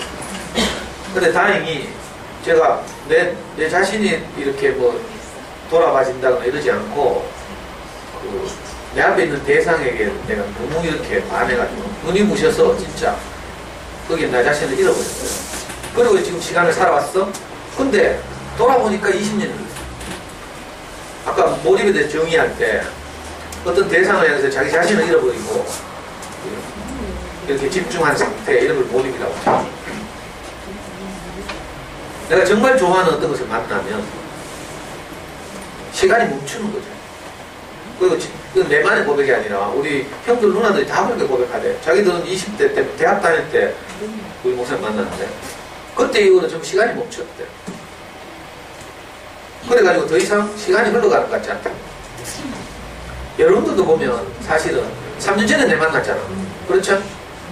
그럼 3년이 흘렀으니까 하늘지 엄마들 보면 3년이 흘렀으니까 많이 늙었을 거 아니야.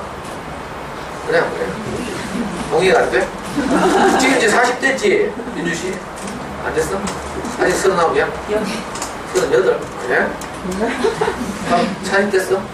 40. 근데 있잖아요. 물론 3년이지만 시간이 흐르면 늙어야 되거든.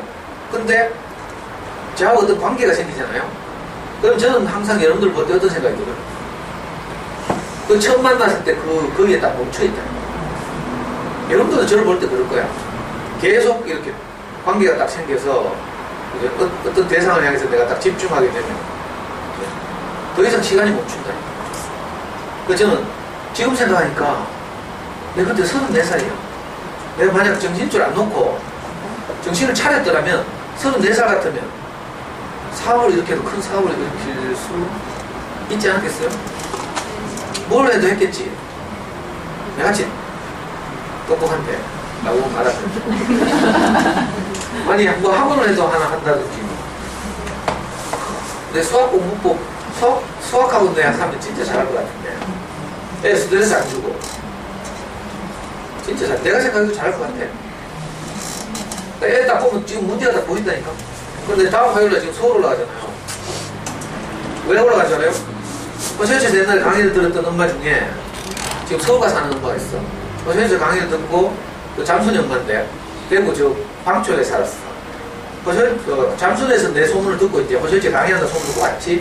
왔다가 이제 성경 모임에도 오고 이랬는데 남편 직장 때문에 서울로 올라왔어. 지금 서울에 가서 우리 교회 서울지부, 서울교회에서 지금 교회 생활을 하고 있는데 얘가 엄마가 맹한데 말은 잘 들어. 그래가지고 큰아들이 초등학교 6학년 때 그 당시에 음이 교대 가는 거였거든. 원래 교대 갔잖아. 상교육비 하나도 안 드리고. 왜? 내 시킨다 했거든. 얘 고등학교 때마다, 고등학교 공부할 때 문제가 중요한 갈림길에 설 때마다 이 집에서 나를 불러. 근데 올라가서 몇 번 코치를 했죠. 아빠도 그래서 내가 되게 좋아해. 그래가지고 시킨다 해가지고 이번에 청주교대 갔다니. 꿈은 서울교대나 대구교대 오는 거였는데 경쟁이 조금 안 돼가지고 청주교대. 그래도 그게 어디야? 상교육비 얼마나 절약했잖아요. 근데 이 집에 둘째 딸인데 지금 고등학교 1학년이야. 얘가 초등학교 3학년 때 내 처음 만나서 우리 교회 나왔는데 애가 그때 내한테 이렇게 있더라. 삼촌, 하나님이 선악과는 왜 만들었어요? 사탄은 왜 있어요?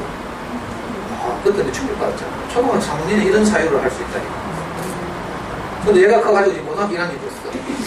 근데 수능 모의고사를 치는데 다 1등급인데 수학만 못 친다네. 그래가지고 이 엄마가 지금 내를 불러올렸잖아요. 고맙습니다. 오빠 KTX 특실 비용 줄게. 올라와서 우리 딸 상담 좀 해줘. 그러고 올라왔나요? 수학 공부. 얘 무시하면 안 돼. 아, 진짜라니까. 그래, 수학하고 이런 거 하면 참 잘할 것 같은데, 뭐 하면. 근데 지금 벌써 그때 34살이죠. 진짜 전부 88할 때 아니에요?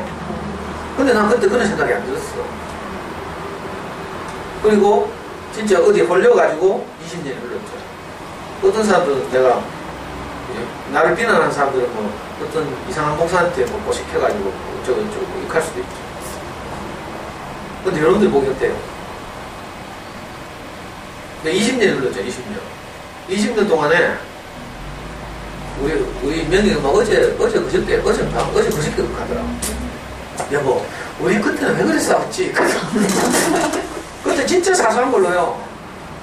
상처받고 상처 주고 자존심 상하고 내게 여유가 없으니까 내게 만족이 없으니까 작은 일에도 내가 민감한 거죠. 예민은 왜 그래요? 내가 자신감이 없어서 그래.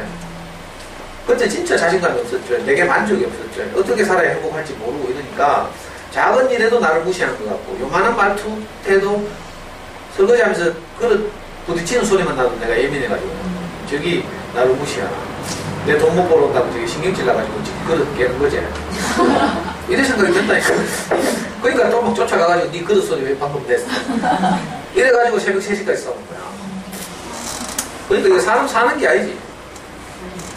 근데 최근에 우리 와이프 카드나니까 뭐 그때 우리가 왜 그래 싸웠지?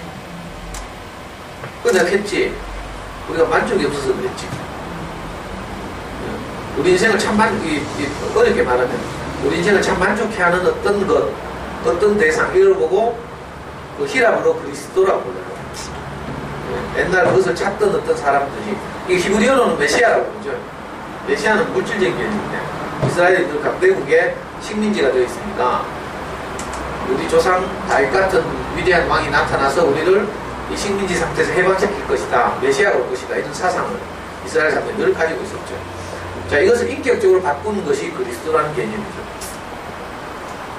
어떤 인격이 내게 오니까 그렇게 기다리던 우리 인생의 참 만족, 흔들리지 않는 행복, 이게 가능하게 됐다는 거예요. 그래서 이거 그리스도라고. 근데 우리 와이프가 어제 그렇게 말하길래 내가 그리스도가 있어서 그렇지 하면 너무 종교적이잖아.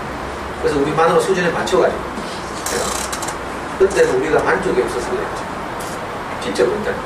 근데 20년이 지났는데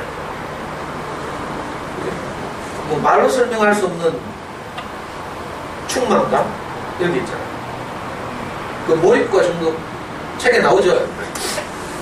자, 이런 것도 몰입이 아니에요. 이건 여러 가지 몰입이 아니에요. TV를 본다든지 뭐 이런 거. 이걸 보고 뭐 행복하다 하니까 할 말은 없다만. 근데 이거 보고 나면 나중에 어떤 결과가 나와요? 남는 게 없죠. 허전하고. 충만감이 아니라 텅빈감 이런 게 있어요. 그런 것들은 이제 몰입하고 좀 다른 개념이죠. 이걸 이제 우리가 구분해야 돼요. 그리고 중독과도 구분해야 되죠.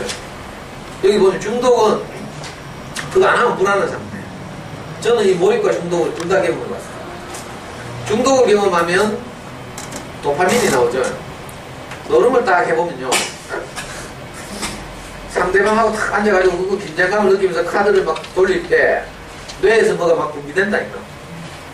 그것 때문에 계속 하는 거야. 놀면가 돈 따기 때문에 계속 하는 게 아니에요. 그 현장에 앉아서 느끼는 그 해봐야. 실제로 저 맞은편에 있잖아요. 룸사무실에 일하는 아가씨들이 미니스커트 입고 막 다리를 쭉 벌리고 막 팬티 다 보인 채로 카드를 쪼르고 있다니까. 알아요? 공덕동 이런 데 가면 그 밤에 일하는 아가씨들 많잖아. 걔는 또 인생에 그 다른 낙이 없으니까 일 끝나면 어떻게 하는 줄 알아요? 노름판에 온다니까. 노름판에 와서 그날 팁 받은 걸 다 노름한다니까. 그거 날리면 사치 빌려서 하고 이래요. 왜 그런 거 아니야? 만족이 없어서 만족. 근데 노름을 하다 보면 그 긴장에서 유발되는 어떤 과학적으로 말하면 뇌에서 도파민이 분비되는데 그것이 이제 잠시 뭘 잊게 하는 거죠. 그러니까 거기에 그냥 몸을 맡기는 거지. 근데 지나고 나면 어떻게 돼요? 남는 게 하나도 없고 안 하면 불안하고 진짜 비극적이죠. 근데 노름을 일부러 하는 게 아니라니까. 처음엔 좋아서 하지만 나중에 되면 있잖아요. 이게 중독되는 거죠.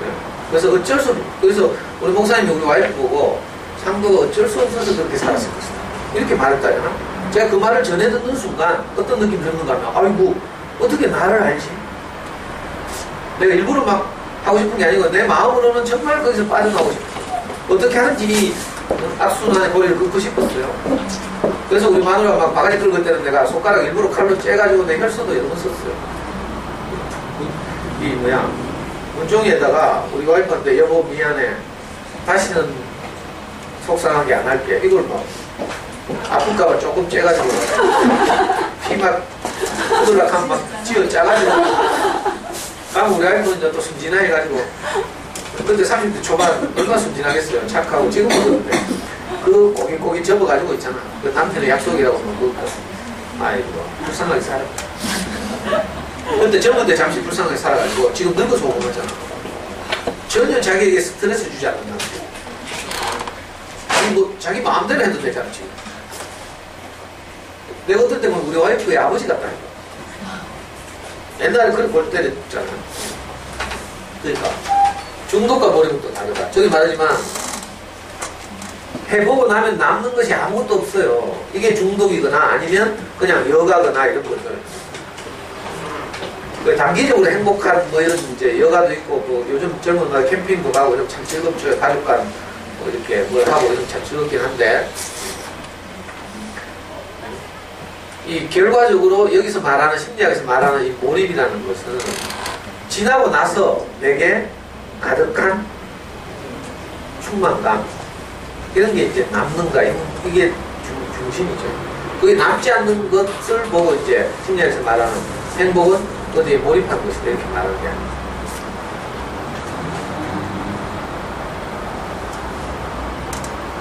그러니까 아까도 말했지 두 가지가 있어요. 몰입에는 목표와 규칙이 있다. 그냥 닥치는 대로 뭘 하는 게 아니라는 거죠. 좀 어렵긴 하지만 그래서 테니스 치는 사람 구체적인 목표가 있죠. 어느 레벨에 오르겠다 뭐 이런 거. 그래서 젊은 엄마들 이런 목표를 가지고 있는 분들은 우울증이 덜 시달리고 활기찬 삶을 살더라고요. 이것도 이제 중요한 일이긴 하지만 우리 하늘치 엄마들 여기 처음 강의 나올 때 이 엄마들 데리고 정에 한 학기는 나왔나 강의거든요. 한 학기는 나왔어. 그 정혜라는 엄마가 있어. 자기 언니하고 그 둘째 언니가 전부 내 강의를 듣고 지금 우리 교회 와서 사는 막내 막내인데 하늘채 살거든. 이 엄마들 데리고 왔잖아. 한 학기 딱 데리고 와서 알만 까놓고 3명만 딱 남겨놓고 자기는 딱 가버렸어. 어디 갈 줄 알아요? 배드민턴 동호회. 그래서 맨날 만나면 우리 아파트 살았다가 지금 이사 갔는데 우리 그 상인화성 살 때 보면 엘리베이터에서 만나면 항상 배드민턴 채 몇 개씩 꽂아가지고 배드민턴 매니아가 됐죠. 그래가지고 뭐 너무 활기차게 살아. 이런 것도 이제 상당한 정도의 이제 몰입이니까 그 활기찬 삶이 가능하겠죠. 근데 이제 이거보다 훨씬 더 질 높은 것도 있어요. 방금 내가 말한 것처럼 어떤 인격적 대상에게 내가 빠져들 때 연애를 한다든지 이럴 때 나를 잊는 경우가 많잖아요. 진짜 내가 좋아하는 대상을 딱 만나면 상대가 장동건이든지 찌라리든지 내가 뭐 키가 얼마든지 상관없이 진짜 또 빠져들어서 올인할 수 있잖아요. 상대가 적당할 때 나도 조건을 보는 거지. 저는 내 조건을 보지 않게 됩니다. 진짜 그때 당시에 저를 생각하면 진짜 아찔하게 아찔해.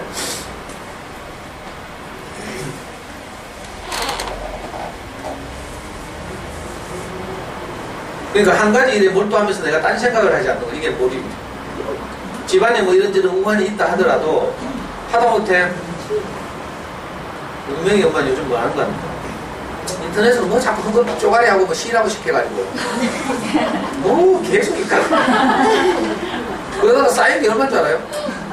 내가 우리 집에 있는 책을 내가 알라딘 내준 거 책을 얼마씩 팔았죠? 200만 원치 팔았어.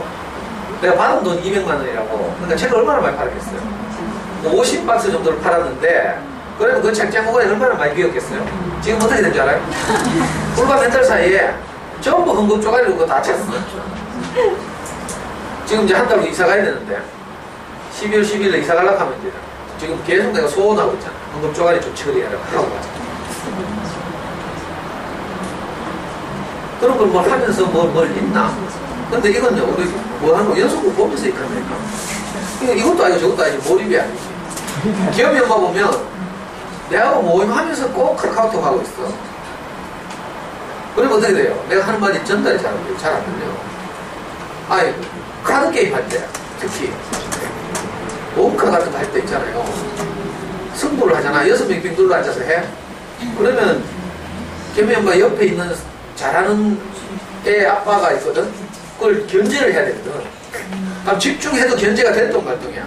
저 사람이 어떤 무늬의 카드가 돌 때 자기가 그 무늬 낼 카드가 없어서 한 장 가지고 갔다. 이걸 기억해야 되거든. 그래야 다음에 이 사람이 한두 장밖에 안 남았을 때 그 무늬를 딱 바꿔줘야 돼. 그러면 또 먹는 거지. 근데 기억이 엄마는 그때 뭐 하는 줄 알아? 카카오톡. 방금 옆에 다이아몬드가 없어서 먹었는데 카카오톡 하다가 자기 차례가 돼? 아무거나 자기 있는 거 내본 거야. 스페이드. 한번 뺑 돌아가. 이 아저씨가 통 나쁘잖아. 우리 돈 꼴거든?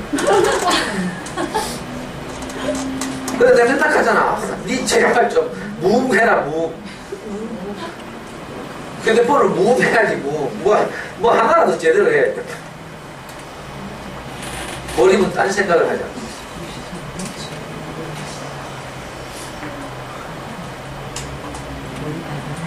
그것이 이거 화살도 없어요. 자, 몰입해서 딴 생각을 할 때 하고, 아니, 이만은 딴 생각을 하고 있는 거죠. 야, 딴 생각 하지 않는 거예요. 어떤 대상에게서 느끼는 충만감, 만족도가 이쪽이 훨씬 크죠. 이 나타나는데. 행복감이 훨씬 커요. 이게 왜 내가 손을 내니까 나타나죠.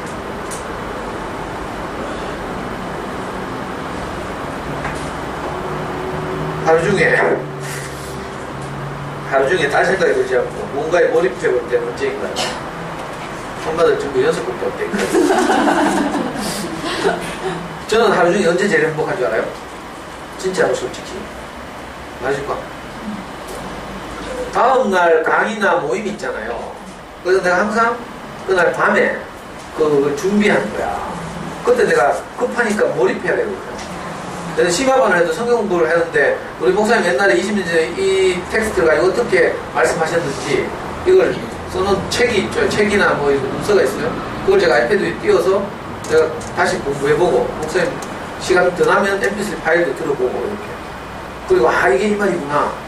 그리고 이 말이 내 인생에 어떻게 실제로 적용되었는지 이런 걸 내가 이렇게 음미하고 하죠. 이 전체적으로 몰입이고 그 부분적으로 내가 이걸 음미하는 거예요.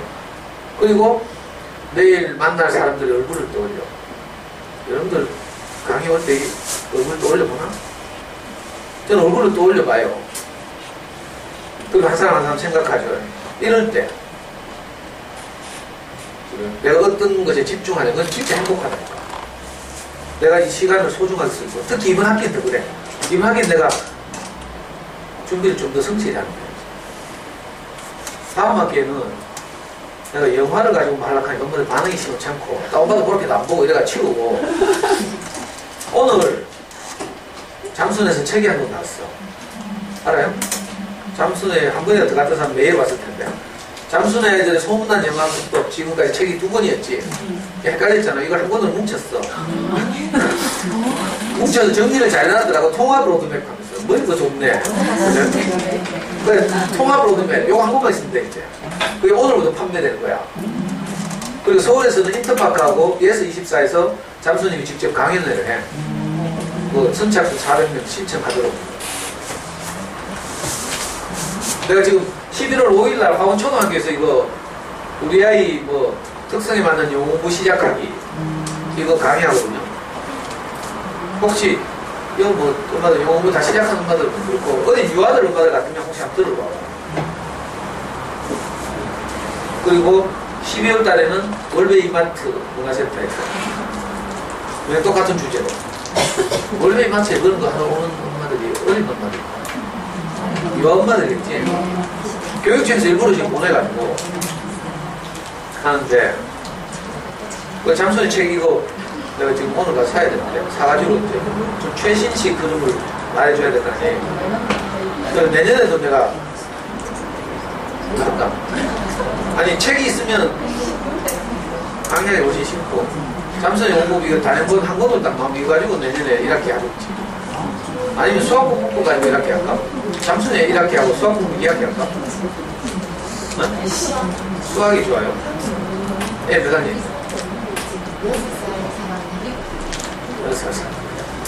그래, 하여튼 엄마는 이걸 좋아하니까 수학 아니면 영어를 해야 좋아하지.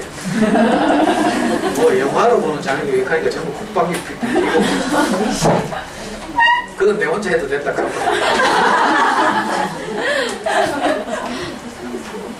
거. 박정현 내가 좋아하는 저는 진짜 대중과학에 대해서 문외한이거든요. 하나도 뭐 가수 이름도 몰랐다니까. 근데 말해줘요. 재작년인가? 작년인가? 나가수 하면서 내가 임재범을 보고 내가 노래를 부르면 좋은 거 처음이야. 노래 듣고 그래서 내가 어떤 느낌이 드는가 하면 야 저건 노래가 아니고 감정이구나 이 생각이거든요. 이제 내 입장이 말하자면 내가 교회생활 해보니까 제가 하는 모든 말은 그냥 지식이 아니잖아요. 제 인생의 열매예요. 여러분들한테 제가 드리는 모든 말씀은 거의 모든 말씀입니다. 물론 심리학적 지식도 있죠. 근데 제가 지금 여러분한테 하고 있는 모든 말은 제가 살아온 것의 결과예요. 그러니까 열매죠. 열매라는 말은 결과라는 뜻이에요. 임재범 노래를 딱 들으면서 제가 야 저건 저 사람의 인생의 열매구나.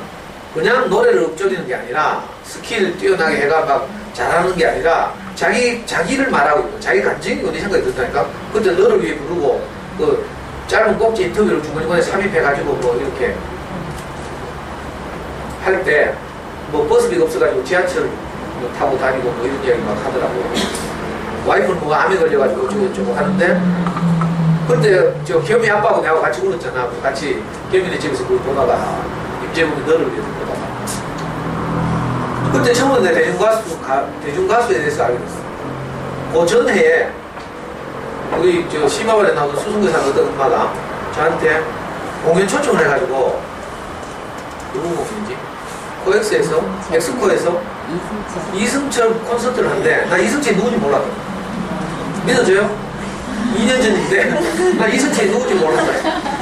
내가 아는 노래는 오직 어릴 때 배운 찬송가하고 커서 배운 운동가요하고 둘밖에 없어. 내가 우리 신혼여행 갔다 와서 저 처갓집에 가잖아요. 신행 간다고 하죠.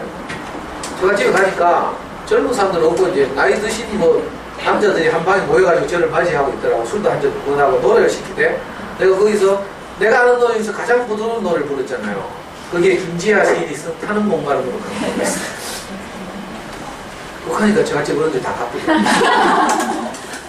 유행가를 좀 불러줘야 자기들 갖고 가고 하는데 내가 뭐 타는 목마름으로 민주주의여 만세 이게 내가 아는 제일 부드러운 노래예요.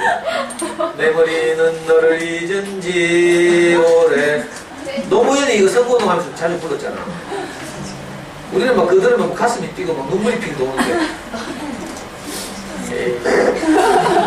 그래 이승철을 내가 몰랐다니까. 갔는데 코엑스 입구에서부터 아줌마들이 막 장난이 아닌데 나는 또 내를 초대한 분이 이승철 그 뭐야 팬클럽 회원이야. 그 제일 앞자리 세 줄. 거기다가 이걸 막 하나 사준대 야광봉.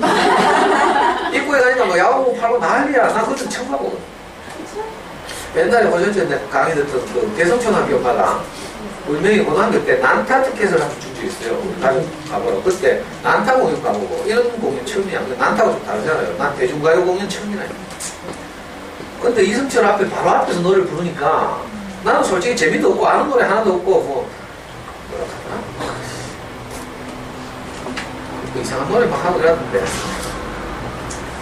근데 이승철이 바로 앞에서 무대에서 왔다 갔다 하면서 막 가고 막 아줌마들 일하다 막 가는데 제일 앞에서 내 혼자 앉아있으려고 하니까 내가 이거 더 미안하더라고. 이승철한테 진짜 미안하더라고. 내가 할 수 없이 일어가지고 아이고 그 하다가 작년에 임재범 만났잖아요. 근데 진짜 임재범 감동적이더라니까. 약간 사이코도 막 내보니까 정신적으로 약간 이상해. 근데 내가 만나보고 있더라. 아니 진짜 뭘 찾고 있는 것 같은데 자기 못 찾아가지고 뭐 우주 이야기도 봐봐. 이상한 이야기도 저 박진영도 그렇죠. 박진영이 그 힐링캠프 나와서 하는 이야기인데 저는 강의 때 안 했죠. 박진영은 굉장히 똑똑하거든. 그 진짜 야는 자기 인생의 만족을 찾는 거예요. 자기를 절제하고 새벽에 가서 철저하게 막 음식 식단 조절하고 연습하고 하면서 일주일에 하루는 이 진리를 찾아가고 있잖아. 그래서 뭐 불경도 공부해보고 뭐 성경도 공부하고 오만 거 다 하고 있죠. 그리고 자기는 처음에는 20대 때 꿈이 돈을 20억 버는 것이었다.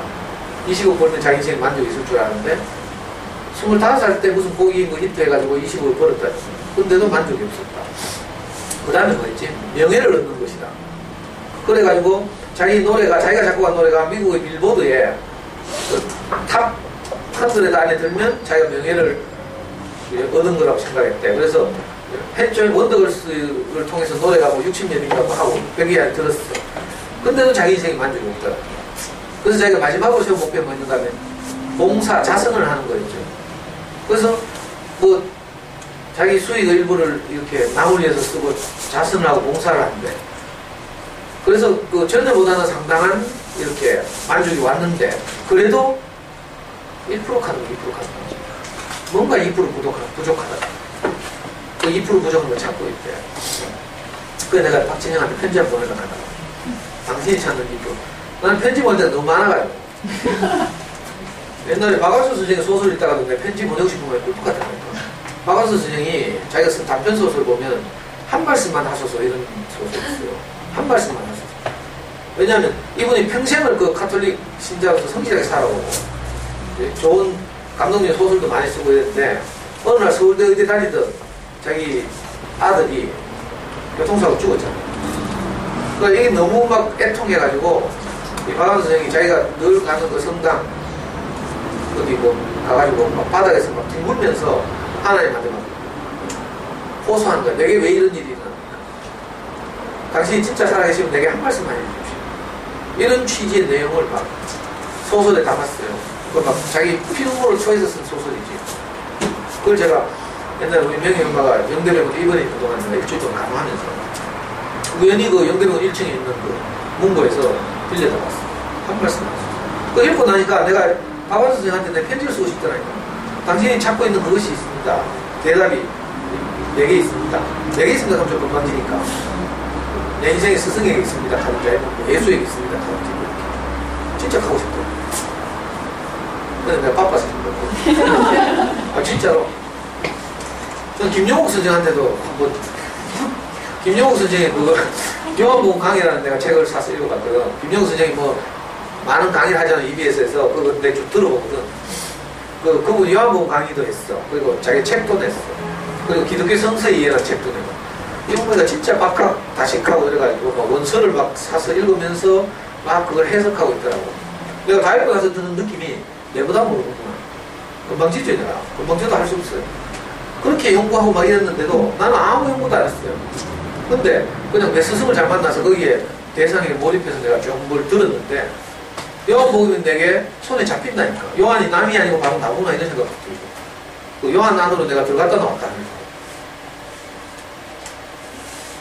너무 바쁜데 근데 그런 분들은 제가 편지 보내도 답장을 안 하잖아요. 근데 우리 엄마들은 어때요?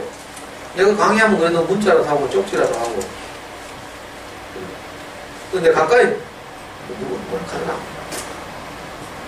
뭐 밖에 나가서 물고기 잡을 생각을 하지 말고 잡힌 물고기한테 잘해주라고. 우리 교회 어떤 형제도 하더라. 내가 하도 이렇게 엄마들 상담하고 많이 만나러 돌아다니니까 그 사람한테는 잘하지 말고 자기들한테도 좀 잘하는 거지. 그런 얘기. 근데 저는 하여튼 그런 마음은 꿀떡 같은데 구체적으로 지금 내가 만나는 분들하고 사는 것이 너무 행복하고 즐거우니까 시간이 짧아. 시간 나면 안 해보려고. 그래, 박정희 이야기 하나. 임재범 딱 만나고 나서 거기서 나가수에서 내 두 번째로 반한 사람이 박정희잖아. 나 처음 보는 여잔데, 조그만 해가지고. 근데 노래를 진짜 온몸으로 보죠, 온몸으로. 이젠 그랬으면 좋겠네. 맞나? 진짜 온몸으로 부르더야, 너는. 요즘 애들, 아이들 뭐 나가 뭐 춤추고 뭐 립싱크하고 뭐 찌랄.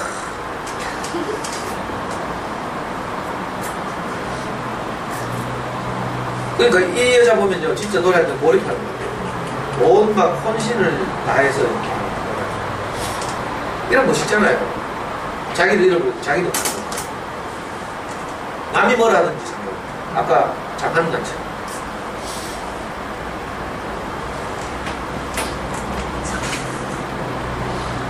이 아저씨는 뭐 이번에 처음 알았는데 동대문에서 옷 팔다가 뭐 세계적인 디자이너가 됐잖아요. 프랑스 무슨 백화점에 지금 입점했다잖아요. 알아요? 동대문에서 이 옷 샀으면 사겠다.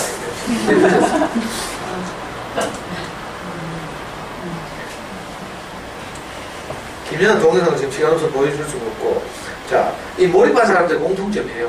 자기를 돌아보지 않는다.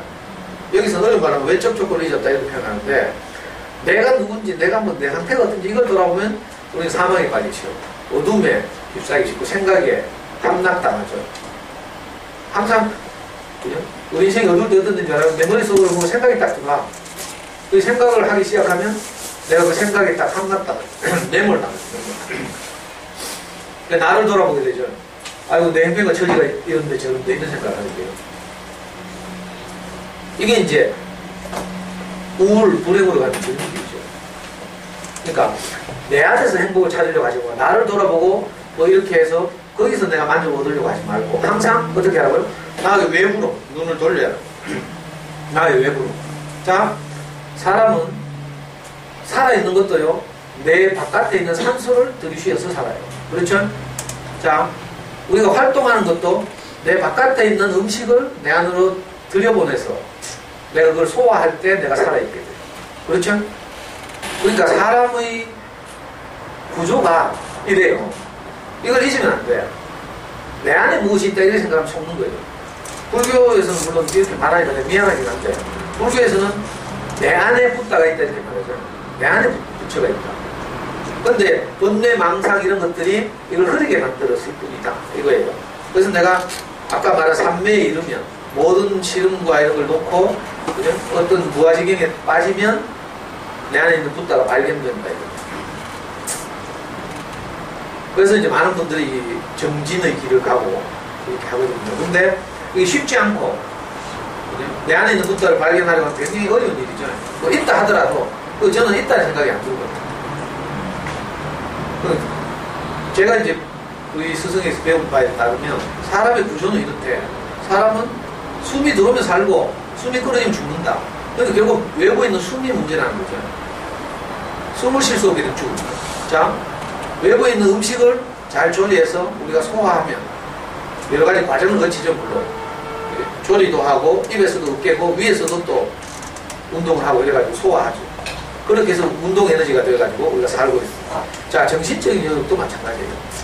내 안에서 생각을 찾으려고 하면 저도요, 뻔히 아는 이야기인데도 내가 안에서 생각을 굴려서 옛날에 목사님 말씀을 들었는데 그걸 끄집어내가지고 내가 거기서 헤어나오려고 하면 이거 정말 어렵죠.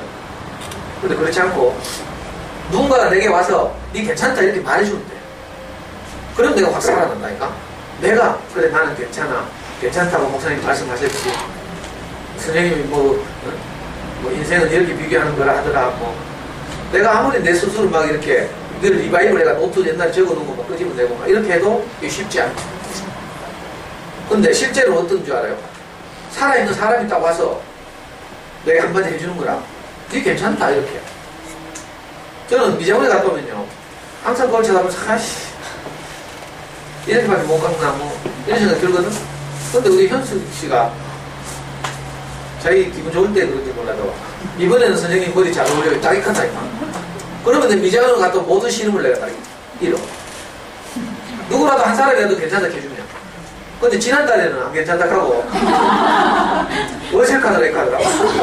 그런데 미장원 바로 바꿨잖아. 아니 2달 전에는 엄마들이 내가 머리를 깎고 오니까 내가 어디서 깎았는가 하면 이마트에서 깎았어. 아니다 이거 홈플러스에서 깎았어. 그거 잘 어울린다 했어? 경미 엄마도 잘 어울린다 하더라고. 자연스럽게 그러니까 내가 그 2달인가 3달째 갔어. 근데 지난달에는 현숙 씨가 이상하다 그래. 그래서 그 다음부터 못 가겠다. 그래가지고 이마트 딱 갔거든. 이마트 갔다가 딱 지난주에 오니까 현숙 씨가 뭐라 하는 줄 알아? 머리 잘 어울려요 하면서 지난주 일찍 가서 카톡. 그러니까 내 미장원에 갔다 오면 불안하잖아요. 누군가가 괜찮다 해주면 내가 거기서 해방된다니까. 내가 아무리 괜찮아 하고 막 아침에 머리 드라이 하면서 막 이리 비서보고 저리 비서보고 해봐야 소용이 있어요. 이미 머리는 허옇고 늙었고 뭐. 근데 누군가가 나를 거기서 끄집어내주는 거야. 이거에 여러분들도 마찬가지인데 혹시 어떤 내 인생을 잠식하는 어떤 생각이나 문제들이 발생하지만 그러면 수동적인 분들은 여기 와서 제 이야기를 들으면 돼요. 좀 적극적인 분들은 저한테 전화를 하거나 아니면 만나자거나 커피 한잔 한다든지 이렇게 합니다. 그러면 살아있는 구체적인 대상이 내게 와서 어떤 말을 하는 거죠. 그러면 내가 거기서 딱 빠져나와. 수요일에 내가 어떤 분을 만났어요. 내가 호소유지 출신이야. 오랫동안 호소유지 강의를 듣고 저를 정말 신뢰해서 연말만 되면 공연 티켓 주고 막 이런 거 있어요. 대구에는 맛집 다 알아가지고 때만 되면 내 불러. 그래 가서 맛있는 거 얻어먹고 있는데 이번 8개월 만에 아니다 10개월 만에 이거 연락을 했어. 왜 연락을 했어요? 왜 연락을 했어? 살다 보니까 어떤 문제가 발생할 거 아니에요. 객관적으로 진짜 힘변 좋고 엄마 똑똑하고 진취적이고 한번 보면요 애들 데리고 해외여행 갔다 오잖아요. 그러면 그래가지고 포트폴리오를 만드는데 무슨 대학교 수시 내일 원서 만드는 것 같아. 정말 잘 만들어. 사립 초등학교 애들 다 나오고 그러고 남편 돈 잘 벌고 이번에는 막 영국제 차를 몰고 갔더라. 뭐더라? 영국제 차인데 뭐 동물이 없다. 재규 들어봤어? 들어봤네. 나 처음 들어봤어. 그러니까 뭐 객관적으로 다 잘 되고 있어. 근데 이놈의 둘째가 중학교 2학년인데 완전히 김정일이 못 쳐들어 내려온다는 그 중학교 2학년. 그래가지고 뭐 애가 뭐 하이힐 사신고 막 빗들고 가고 기본이 하고 일진처럼 한데 그래도 엄마가 막 가르치려 준 거야. 그래 가출도 해보고 막 오만 수수도 안 되고 막 이런 거야. 그래서 지금 애 학교 안 보내고 지금 다음 주에 애하고 지중해 일주일 동안 지중해 상태 뭐지? 크루즈 여행 지중해 이탈리아, 그리스, 크로아티아. 요즘 크로아티아가 그리 뜬다네. 그 이탈리아 그 유명한 섬 산토리니도 가고 크루즈 여행을 10일 동안 한다는데 이 엄마 가슴은 지금 막 시커멓게 타들어가고 있는 거야. 애 학교 안 보내고 데리고 간다니까. 왜? 애하고 소통하고 싶어. 근데 소통이 됩니까? 나를 여전히 고소한 채로 소통이 되겠어. 그러니까 내 생각이 난 거야. 그래서 내가 수요일날 만나가지고 한마디 딱 했지. 뭐 이런저런 이야기 다 듣다가 이제 내가 우리 목사님한테 들은 이야기인데 우리 목사님 하시기를 좀 우리가 이제 흔히 마누라 욕하고 막 이러잖아요. 그럼 마누라는 아내는 남편 비난하고 이러고 목사님한테 와서 막 투정 부리고 이러거든. 그때마다 우리 목사님 하신 말씀이 뭐였는가 하면 좋은 아내나 좋은 남편이 따로 있는 것이 아니고 우리가 상대방을 그렇게 빚어가는 것이다. 이렇게. 무슨 말인지 알겠어요? 좋은 아내가 따로 있는 게 아니라 내가 아내에게 좋은 씨를 뿌리면 그 아내가 좋은 아내가 되는 거야. 전에 나는 우리 명희엄마한테 항상 가시덤 불고 은근 기는 것만 뿌렸죠. 영양가 없는 거, 열매가 맺히지 않는 거 이런 것만 뿌렸어. 그러니까 우리 명희가 어떤 사람이에요? 가시덤 불이 무성하지. 내가 가서 좀 쉬고 싶어서 거기에 걸터 앉으면 어떻게 돼요? 다 찔리고 막 무시당하고 내가 먹고 살찔 게 아무것도 없고 이거죠. 근데 내가 나중에 변화해서 우리 명희 엄마한테 좋은 것을 보여줘요. 그러니까 지금은 가면 어떻게 돼요? 아주 편히 쉴 수 있는 푸른 초장이 된 거야. 전에는 이제 내가 신경질 안 내면 배분이 삐져가지고 눈물 줄줄 흘리고 막 이랬거든. 아래도 내가 뭐 강의 준비한다고 뭐 집중해 있는데 내가 커피 좀 내려놔라 했거든. 커피 내려놔라 했는데 명희 엄마 어떤 줄 알아? 커피를 내려가지고 따라가지고 내 방에 들고 와. 삐에는 이런 거 제일 싫어. 내가 커피 내려놔라 했지. 가져오라 했다. 아니 내려놓기만 하면 내가 필요할 때 가서 따라 먹는다고. 그래가지고 내가 왜냐면 내가 집중되는 걸 제일 싫어하거든요. 내가 뭘 하고 있는데 근데 와서 또 집중거리는 거야. 이제 커피 갖다 준다는 핑계로 막 뒤에서 안으려고 하고 그래가지고 내가 고함을 버럭 찔렀지. 점심명이 엄마 고함을 버럭 찔렀어. 방송 갔더니요 우리 명희 엄마 또 속상해가지고 삐져가지고 이랬어. 그래 방에 들어갔어. 자러 들어갔어. 근데 내가 고함 지르고 나니까 금방 내가 후회가 되잖아요. 그거 좀 고비를 넘기면 되는데 이렇잖아. 그래서 내가 막 하던 일 멈추고 다시 또 한 방울 가봤다. 갔더니 어떤 일이 있었어. 옛날에는 질질 울고 막 삐져 있어가지고 또 막 내가 달래야 되고 이랬거든. 요즘은요 이제 상대방이 잘 삐져졌어. 그래서 내가 가보니까 아무 상관없이 발톱 소지하고 난 석 달 만에 처음 봤는데 우리 명희 엄마 발톱에 전부 매니큐어를 다 했더라. 나 석 달 만에 처음 봤어. 나 엄지 발톱에 무좀도 있고 이렇거든. 우리 명희 엄마가 여름에 제일 스트레스 받아. 샌들 모시니까 무좀돼. 근데 이번에 누구 뭐 교회 후배가 꼬셔가지고 발톱에 다 저걸 했어. 매니큐어를. 나 그거 못 봤는데 이번에 그것만 만지고 해. 이게 뭐예요? 빚어졌다. 아이도 마찬가지죠. 내 말 잘 듣는 아이, 내 말 안 듣는 아이가 따로 있지 않고 내가 아이에게 어떤 것을 뿌리느냐에 따라서 아이가 어떤 아이가 되는 거예요. 이게 빚어가는 거죠. 이것만 알아도 사실 인생 사는 게 굉장히 쉽죠. 그러니까 이 수요일에 그것만 만나서 하니까 이 엄마는 어떤지 알아요? 제가 딱 영양가 있는 말을 하잖아요. 그럼 바로 막 백에서 노트 꺼내 막 적어. 아니 커피숍에서 항상 그래요. 저는 어떤지 알아요? 몇 년 전에 내가 우리 카페, 저 다음 카페가 생겼잖아요. 다음 카페 제목이 뭐예요? 내 뜻대로 마음씨잖아. 그래 우리가 누구와의 관계에서 또 아이들과 관계에서도 내 뜻대로 하면 항상 문제가 발생하고 내 뜻대로 하지 않으면 관계가 회복된다 이런 이야기를 늘 강조했죠. 그랬더니 이 엄마가 내 뜻대로 마법식으로를 딱 프린트해가지고 문방구에서 코팅을 딱 해가지고 싱크대에 그 설거지하는데 항상 다 걸어.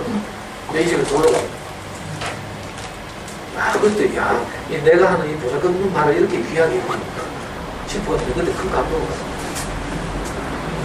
이번에도 상대는 빚어가는 것이다. 그게 잘 될지 모르겠네. 그러니까 오죽하면 그래. 우리 지금 웃으면서 이야기하지만요. 너무 안타깝더라고. 오죽하면 애 학교 가는 걸 멈추고 열흘 동안 지중해 크루즈 여행을 가했어요. 그만큼 소통이 문제라는 거예요, 관계가. 그래서 이 몰입에 이어서 관계가 우리 인생을 행복하게 한다. 이거 다음 주 가져오겠습니다. 그리고 엄마들한테 내가 노트를 나눠주고 뭐 적어오라니까 말을 안 들어. 그래서 이제 아 맞다. 그러고 내가 지난주에 숙제를 했죠. 숙제. 여기서 하락하니까 바로 하더라. 근데 집에 가서 오늘 하루 중에 있었던 오늘 하루를 지켜보고 내가 미처 몰랐던 행복한 장면을 사진 찍어서 내한테 보내라 했잖아. 보낸 사람이 6명. 이씨, 내가 이 강의를 해야 되나 말아야 되나. 지독한 지독해. 그래서 내가 이번에는 다시 한번 엄마를 믿고 이 뒤에 두 엄마는 내한테 한 번도 숙제한 적 없죠? 문자 보낸 적 있어? 지난주에 왔어 안 왔어? 안 왔지? 자, 오늘 집에 못 가.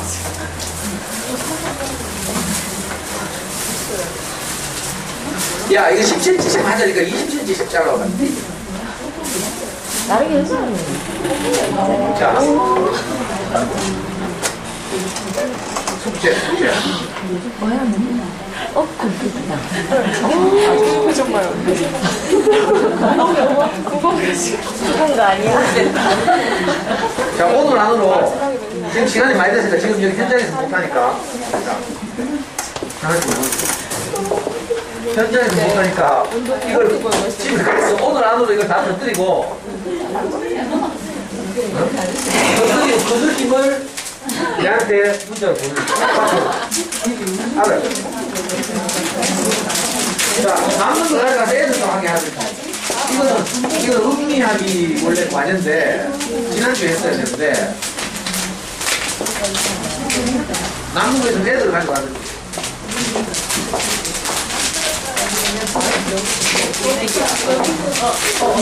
이걸 겉들에 보고 그 느낌을 꼭 겉들에 보고 느낌 아니라도 좋으니까 하여튼 왜 누가 꼽으셨는 거야?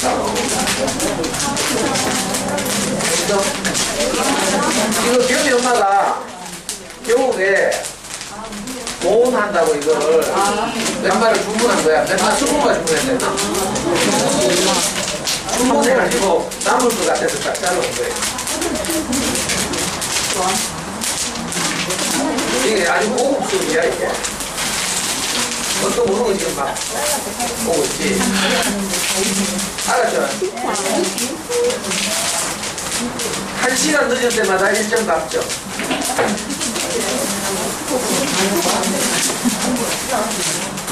오늘 내하고 점심공기는 아직 많았지? 시댁에 가서 했나? 네. 네, 오늘 여기까지 하겠습니다. 숙제 꼭 배워요.